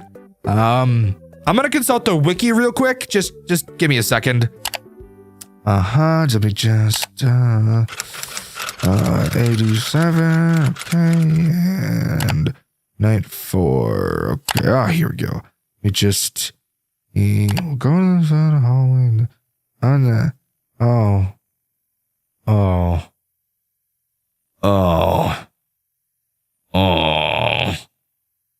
Well, fuck. I really thought he was gonna do something cool, but no. He does the exact same thing as Withered Bonnie and Withered Chica. Just walks to your hall and eventually goes into your office where you have to put the mask on. Damn it, I really thought they'd do something interesting with this guy, and it's honestly really disappointing that they didn't. I had Withered Freddy appear in my hall multiple times throughout my Night 4 playthrough. However, never once did he attempt to step into my office. If I had to guess why, I'd say it's probably because when he was in the hallway, every other character at the same time decided to be there or be in my office. Oh my god, fucking party in the hallway! Party in the hallway! Let's just fucking not do this. Party in the fucking office! Hello everybody at the same fucking time. Hi guys, fuck off. Oh boy, oh boy, oh boy. We're at Night 5 already? What a nice, totally calm and non-stressful ride it's been so far, right? Yeah, no, not really, but let's continue. To start, of course, we have another minigame to talk about, and this one is by far the most frustrating and annoying one yet. In it, we play as the puppet, tasked with giving gifts and then giving life, just like the original. However, unlike the original, where the minigame was quick and easy, this minigame is long and painful. You can see several balloons going from side to side across the screen. You can move along the top of the screen as well, and you're supposed to drop down on the crying children to give them their gift. However, you can't touch the balloons or the balloon boys at the bottom of the screen, or you will be reset to the top. Can you see where this is going? This minigame relies on luck, and you just fucking waiting for a good opening to drop down. And get this, as it goes on, it gets even worse. Every time you get a gift, a shadow Bonnie will appear in the balloons. These shadow Bonnies will move around and literally push the fucking balloons when they touch them, making the waiting for timings part even more fucking annoying. And you have plenty of them in this game. This game can take several minutes depending on your luck. Hell, I wouldn't be surprised if it took someone over 15 minutes to complete this bullshit. After giving the gift to the last kid, the screen goes dark and we're told to give life, putting the character masks on each of the children, with the puppet eerily watching in the background. After giving life, the puppet goes on a 2-decade rant. She gets upset that we keep playing these games, learning what happened to the children, even at its attempts to stop us. She says she has to kill us because apparently us knowing will make them truly die. She says this because obviously she gave them life in the forms of the animatronics. But I'd argue to say that this is a fate even worse than death, Miss fucking Puppet. And I'm willing to bet that freeing the kids and letting them actually die is miles better than having them live in the place where they fucking died for the rest of eternity. So hop off my dick. Before we jump into the next section, there's something I want to mention that I found while roaming around this night. Well, actually 3 things. The first is just how many fucking puppet plushies have been accumulating around the building. Like, there are literally so many of them. The next thing I want to mention is that it was this night that I found you can knock Balloon Boy over, which has probably now become my favorite part of this game. Oh my god, I can knock his stupid ass over. And finally, the real big thing I wanted to talk about is something I found in one of the party rooms. Please, can someone tell me, what the fuck is this thing? There is an endoskeleton you can find in one of the party rooms. I don't know if it's here every night or just this one since I never checked, but tell me, who the fuck is this supposed to be? It never moves and you can't interact with it, but I just thought I'd point this out in case anybody can tell me what the hell this thing is. Anyways, how about we talk about the actual night section now? There's not much to talk about in terms of new threats, but there is something pretty interesting. At the end of the puppet's monologue, she said that tonight would be different than the nights before. She said that we've done a good job stopping her, but not tonight. The puppet gains a new form of attack on this night, and it is so fucking annoying. Remember all those shadow Bonnies that are life-ruining from the minigames? Yeah? Well, now they're in the night segments. Have fun, asshole! They show up on your cameras. Several of them, like a fuck ton of them, will appear.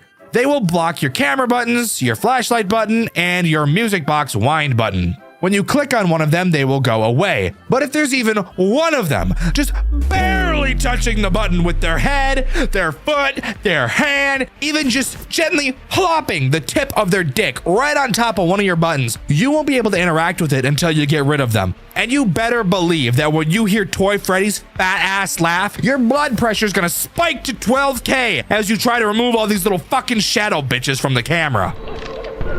Oh my god.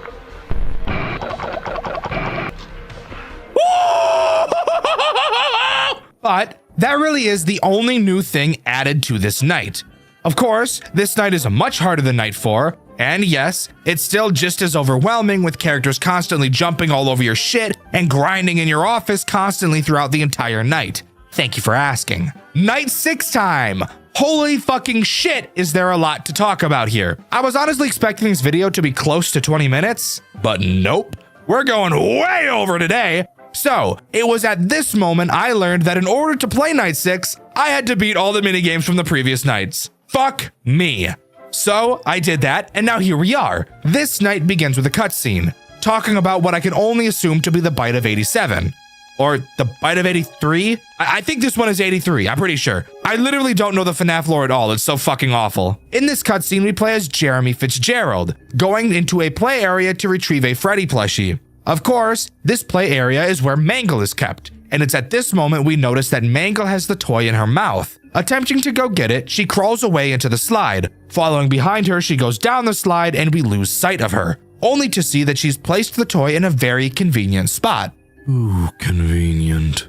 Going to grab the toy, Mangle swoops down on us like a pedophile in the park and bites the shit out of us, killing us instantly. Jeremy is then fished up by Old Man Consequences. He explains how people who have died unfairly don't get reeled up to the surface and are forced to stay underneath the ocean until they get peace. Even though we as Jeremy died unfairly, he explains that he made an exception for us because we died due to the supernatural. He also knows that we haven't finished what we started. This conversation with him goes on for a very long time, so let's just skip to the interesting part. We come back to the building. Of course, we're playing as Michael, not Jeremy. Just wanted to make that clear in case anyone was confused as to what was going on. We are indeed Michael Afton in this game. We enter through the back of the building through a vent and go to walk back to the office. However, before we do that, I want to point out that for some reason, Toy Freddy is not on stage and is instead standing in the same party room we saw that weird endoskeleton in previously. Oh, and of course, there's yet another minigame to play. Heading into the arcade, we can begin. This time we play as Chica and we have to bring a bunch of cupcakes to a table. You'll notice that this time around, there is a lack of Shadow Bonnies. That is, until you collect all the cupcakes. If you head up afterwards, you'll see the stick figure Jeremy pointing you towards a wall. Walking into it, we get teleported to a room with several platforms. It's in this room where the big bitch Shadow Bonnie is present. If he touches you, you get teleported back to the cupcake table and will have to come back. In this big platform room, there are characters from every other minigame you've seen so far, retrieving one of the missing children from each, giving them gifts, and then finally giving them life once more.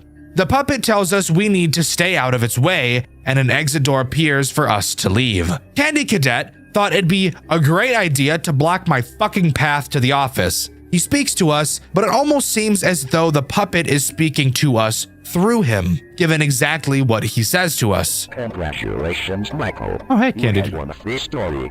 No coins required. Why do you know my name? Hey, Candy Cadet. Michael, you should have never come back. Oh. I told you to leave us alone. Oh, is that the fucking marionette? I'm happy. We are all happy. Do not try to take them away. You're not all Jeremy happy. tried. You do not want to be like Jeremy. Right, Michael? Oh yeah, Jeremy got bit. If you answer that phone, if you listen to Jeremy, I will have to stop you. I know there is good in you. I know you are sorry. Please leave. Oh, okay. You can't stop me, bro. After this, we find a different way to the office, and the night begins. Nothing new to talk about here, it's just a harder version of Night 5. That is, until we see a certain shadow rabbit in our cameras, and the building goes dark. The lights come back on, and the phone begins to ring. Every camera has too many balloons on it, and our Freddy mask has been replaced by a foxy one. There's no better way for me to explain to you what happens next. It's much better if you just watch for yourself.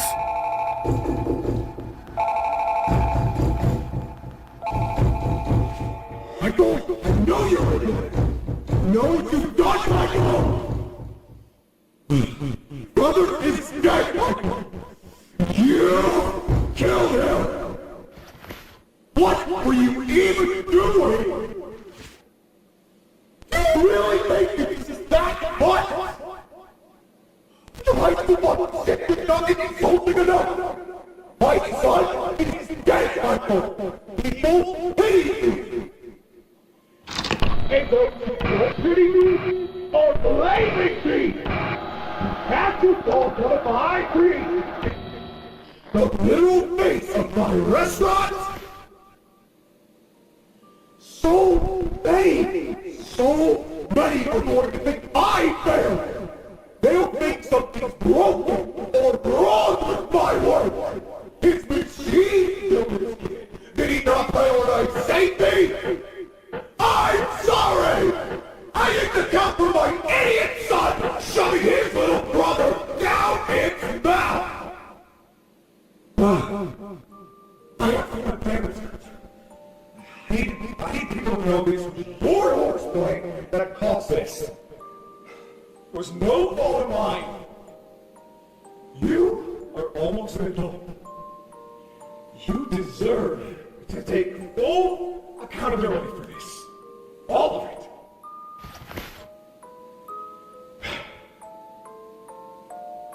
You know, I'll never let go of this, Michael. You've ruined my life. I'm going to tear yours apart.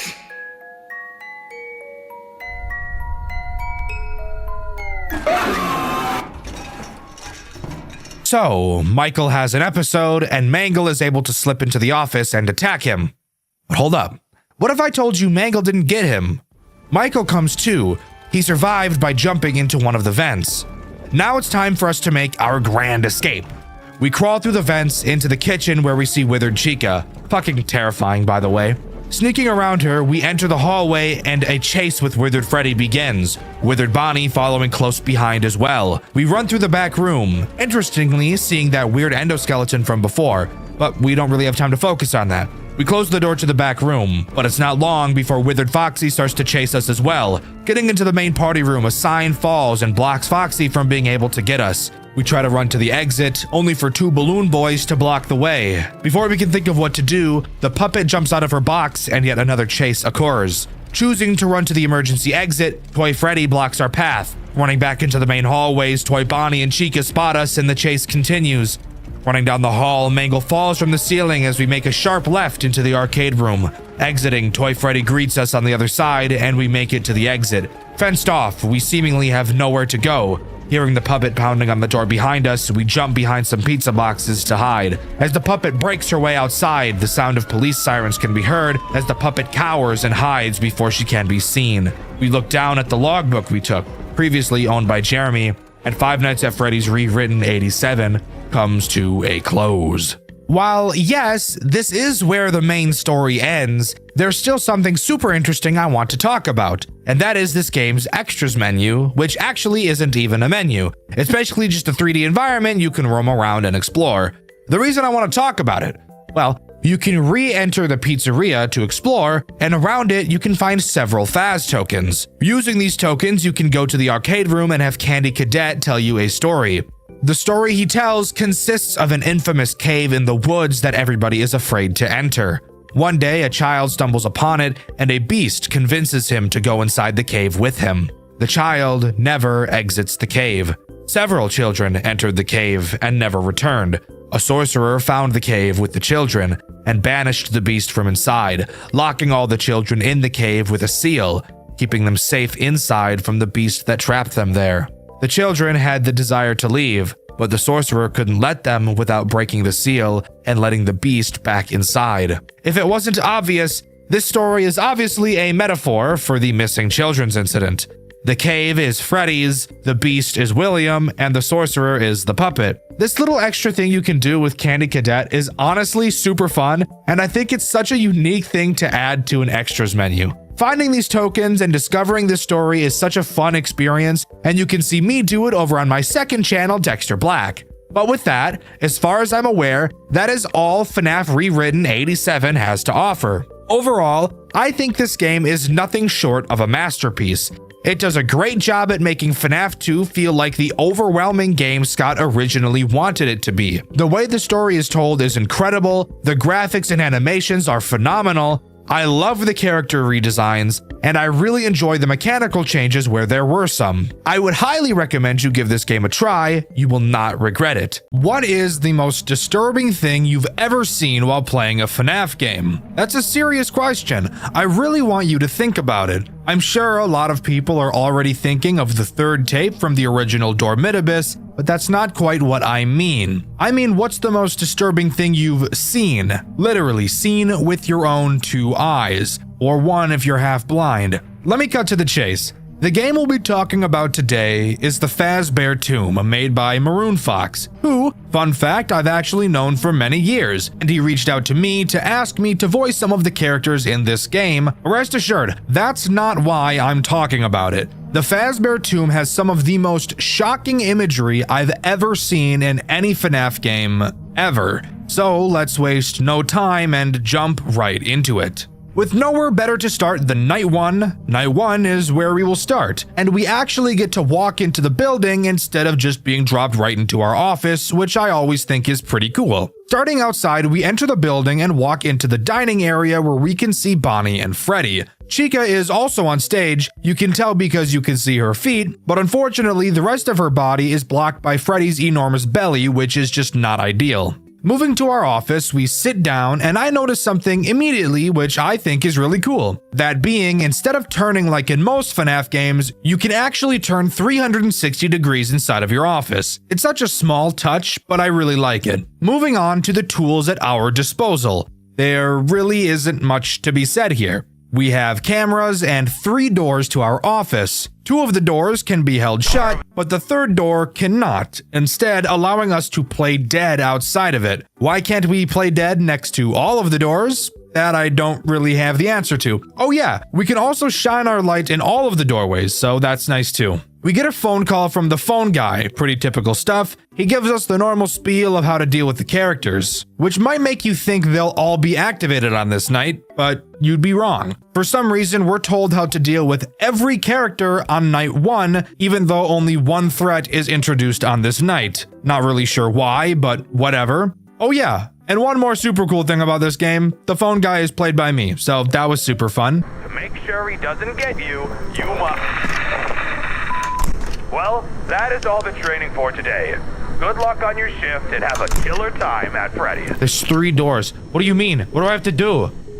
Also, why am I'm talking to myself? It feels weird. Moving on to the 1 threat this night introduces, that being Bonnie, who is as basic can get. Bonnie's goal is to attack the 1 door in your office with no actual door on it. He'll wander around the cameras before getting there. You can flash your light to double check that he is indeed there, and once you know he is, just play dead. Phone guy says to do so for 10 seconds. Kind of odd how he just knows how long you're supposed to do that for, but I'm gonna look past it. Something I'm not a super huge fan of in this game is just how long the nights are, especially night 1. You'll notice that each minute in this game is about 1.5 seconds in real life. And with a night like night 1, where only Bonnie is active, and at the same time during my playthrough, which you can see over on my 2nd channel, Dexter Black, I actually never even had Bonnie come to my door, and I was playing Raid Shadow Legends the whole time. It just leads to this night feeling like a slog. But after making it to 6 AM, we complete the night, and we can talk about the post-night 1 minigame, which may just be one of the most shocking things I've ever seen in my life.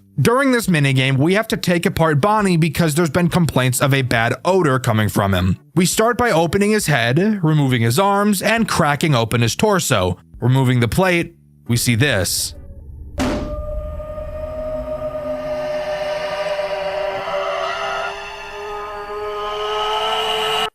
That's right. We actually get to see the corpse of one of the missing children stuffed inside of Bonnie. Truly one of the most gruesome things I've ever seen in a FNAF game before. I don't think any other game that I know of has ever actually directly shown you the bodies of the children. So needless to say, seeing this was crazy. After that shocking reveal, we get a very odd cutscene. A large amount of words are said, but I can't really make out most of it. I'll play it here with subtitles of what I could make out, but I'll need your guys' help in the comments to decipher everything. But even yet I refrained and kept still. I scarcely breathed. I held the lantern motionless. I tried how steadily I could maintain the ray upon the eye. Meantime, the hellish tattoo of the heart increased. It grew quicker and quicker, and louder every instant. The old man's terror must have been extreme. It grew louder, I say, louder every moment.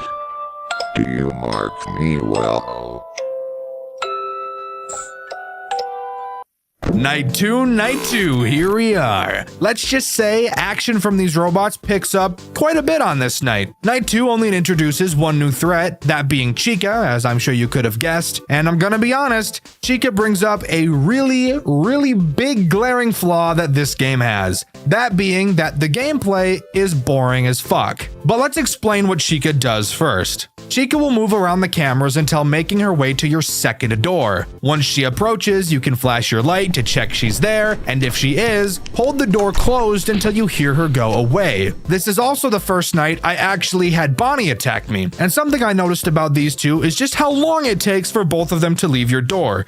It's like a solid 10 seconds, at least. Which, yes, I know the phone guy said, but I didn't think he literally meant it.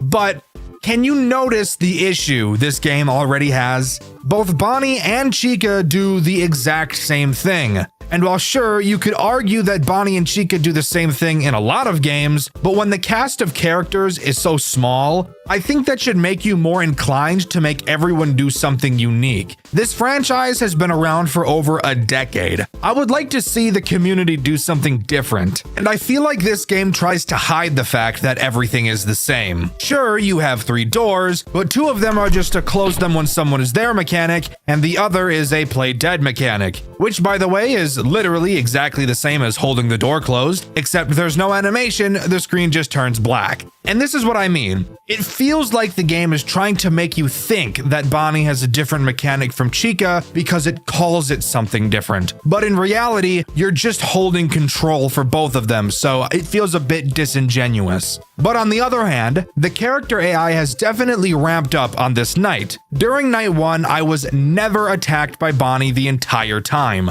This time around, I was attacked by him a good handful of times, and Chica tried to rail me a couple of times too. So at least during this night, I couldn't play another game at the exact same time like I could on night 1, which is a good sign of progress. Oh yeah, I should probably mention the phone call on this night too, since it is pretty interesting. It seems like a previous night guard was able to intercept the phone's connection. Don't ask how, just accept it. He talks about how the robots are out to kill.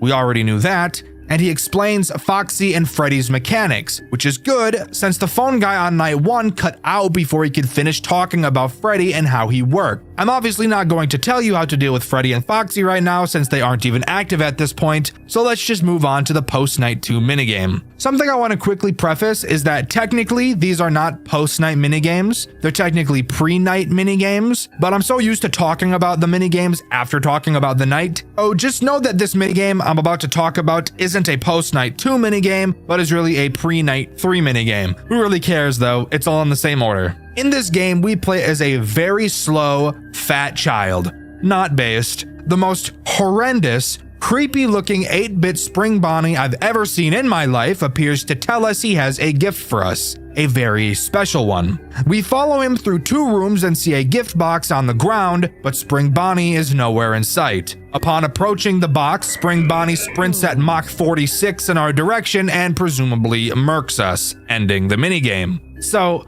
not nearly as interesting as last night's minigame, but maybe this showed what happened just before what we saw in that last minigame. Or who knows, maybe this is one of the other dead children altogether. Right now it's hard to say, but let's continue on to night 3. On night 3, I was expecting one new character to be introduced, since it seems we're only going to be getting the 4 characters from the first FNAF game. Introducing one every night makes sense to me. But no, we have 2 threats to talk about on this night. So let's start with the least interesting one, Freddy. Freddy works, quite literally, in the exact same way as Bonnie and Chica, with the exact same attack pattern and the exact same way of dealing with him. He will attack your 3rd door, except he doesn't like to be flashed by your light. So if you ever do, he'll kill you instantly, even if you close the door directly afterwards, which doesn't make sense. So this brings up a question of how you're supposed to know when Freddy is there.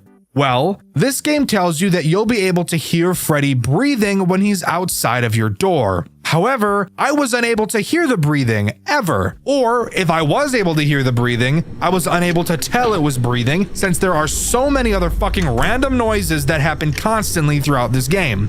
You wanna know why I never heard the breathing sound effect? I checked the code of this game myself. And yeah, it's literally never programmed to play the breathing sound. Here is the code for the breathing sound. You see that start sound, pick random 1 to 4? There are 4 breathing sounds, and this plays one of those at random. You'll notice that these 2 blocks aren't attached to anything, and I never moved them. By the way, there is nothing that triggers these 2 blocks. This is all of the code for Freddy reaching your door. You'll notice a few weird things about it. That it starts by running a broadcast for Bonnie arriving. Spoiler alert, I have no idea why it's called Bonnie Arrive. The only thing this broadcast does is run a function in another sprite that plays footstep sounds. The other weird thing you'll notice about this code is that, yes, it actually does start sound, but not sounds 1 to 4. Instead, sounds 5 to 10. Well, what are sounds 5 to 10? You might ask. Well, they're footstep sounds.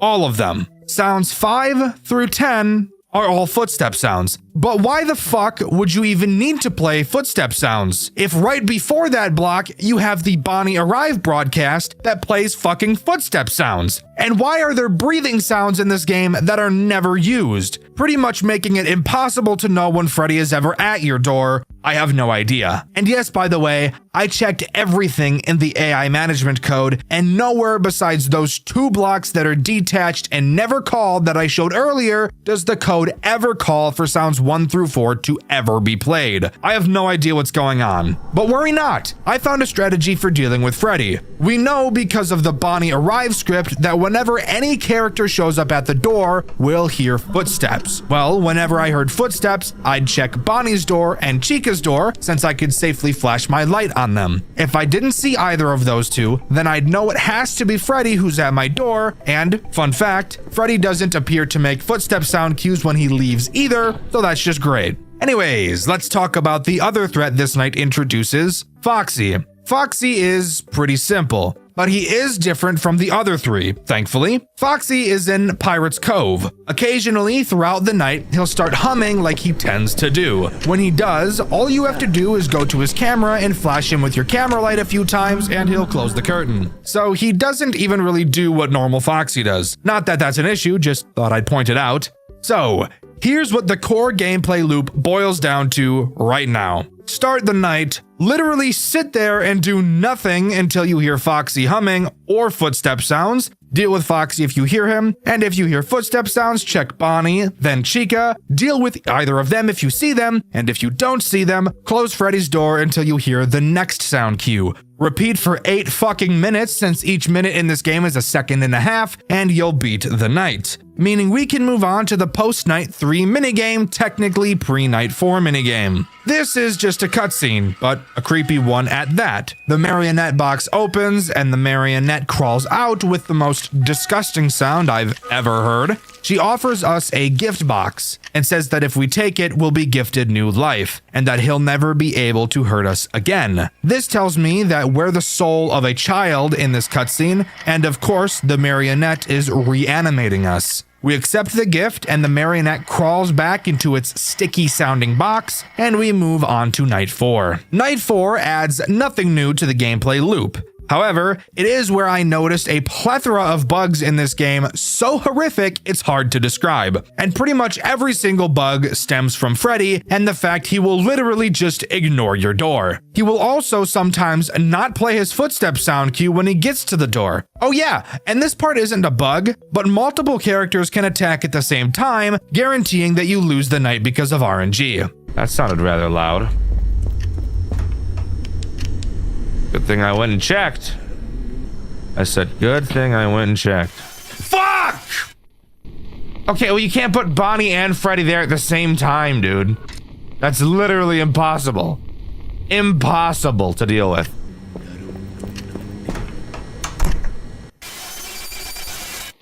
Really, bro? Bonnie, walk off. What the fuck, dude? This game fucking reeks. Holy shit. It's a broken fucking mess. So yeah, doesn't that just look like a ton of fun? Because it wasn't. Anyways, since there isn't actually anything new to talk about, we can move on to Night 5, which actually does introduce something pretty sick. But of course, before we talk about it, we need to talk about the pre-Night 5 minigame. It's a pretty shitty, boring minigame. It's literally just the opening to FNAF 2. We're in the POV of Freddy, and we can look back and forth at Bonnie and Chica. Nothing super crazy or groundbreaking happens. We don't even see the marionette like we do in FNAF 2. Alright, who cares? Now we can move on to Night 5. Well, let's just say that Night 5 is something different, acting as this game's boss fight night. Every character we've seen up until this point has been disabled, and we hear the doors to the entrance of the building open, only to see none other than William Afton inside of the Spring Bonnie suit enter the building. That's right, the boss fight is with Afton. Why is he here? I have no idea. Is it ever explained to us why he wants to come kill us? Just a security guard that he himself likely hired? Not at all. But are we gonna complete it nonetheless? Yes. Honestly, calling this night a boss fight is pretty generous, as Afton does not do anything interesting or different from the rest of the characters. He can attack 2 of your 3 doors, and I'll talk about why in a bit. He can attack the 2 doors that, well, actually have doors. Obviously, when he's there, just close the door and he'll leave. However, Afton is faster than every other character we've seen so far, so tracking him on the cameras to tell which door it is he actually went to is really important, since you won't have time to check both doors without him killing you. Once again, like Freddy, even if the fucking door is closed. Hello? Ah, bitch! The door's closed, dude. The bugs in this game, they're unbearable. They're unbearable. Unbearable, dude. The door was closed. Now, you may be wondering, why doesn't Afton attack the door that Bonnie attacks? The one with no door? Well, that would be because it'd be impossible to defend yourself. You might think that that would make it the perfect door for him to attack, but from a gameplay standpoint, you really can't have him attack that door, now can you? Because he's not going to believe that you're already dead, since he's a human and not a stupid fucking robot. So this once again brings up my point, why even make the first door's mechanic playing dead? Why not just make it another door? It would literally function the exact same way, plus it would give Afton another means of attack and make his boss fight actually make a little bit more sense and slightly more difficult. But let's even look past all of that. What happens once you beat the night? Well, get this. Afton enters the fucking office anyways. So like, what is the point of whatever we just did? Clearly he has the power to be able to get into your office regardless. This kind of feels more like what we did throughout the night didn't really matter, which, by the way, the nights in this game are way too fucking long for how boring the mechanics are. A game like Next Week at Freddy's can have really long nights because there's a lot of variables that can change throughout the night to make it interesting for a long time. But when every single character in the game is dealt with in the exact same way, 8-minute nights are just completely unnecessary and make the game feel like a drag. But like I said, after you complete the night, Afton gets into the office and we get the following cutscene. I found you at last. Did you really think you could hide? Did you really believe that you could cower away from me? I own you. I own this place. This is my kingdom, and I shall take you to my hell.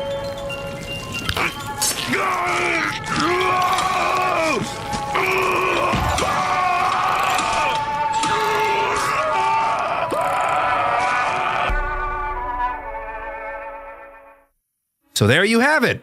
The marionette appears from the fucking ceiling. I guess she was just hiding up there the whole night, and she sets off the spring locks in Afton's suit. Which, by the way, once again, I have no idea why he's even wearing the spring lock suit. The robots are not even activated on this night, so it's not like he's trying to disguise himself from them. If anything, wearing the suit you killed them in would probably just piss them off. I'm not really sure. William dies in front of our eyes, and the Fazbear tomb comes to a close. Overall, I think it's pretty clear that there's a lot I see wrong with this game. However, I don't think it's necessarily bad. It's clear a lot more care went into the storytelling and the designs, which I can appreciate. I know Maroon Fox is already working on the second game, but if you're watching this, Maroon, which I'm pretty positive you are, you need to fix the problems I mentioned in this video before you release the second one, because this game was incredibly frustrating and it did not need to be. But let me know what you think. Do you agree with me, or do you think this is actually the coolest FNAF fan game of all time? Let me know in the comments below. In my Fred and Pals video, I asked you guys if you had to survive any official FNAF game, which would you choose and why?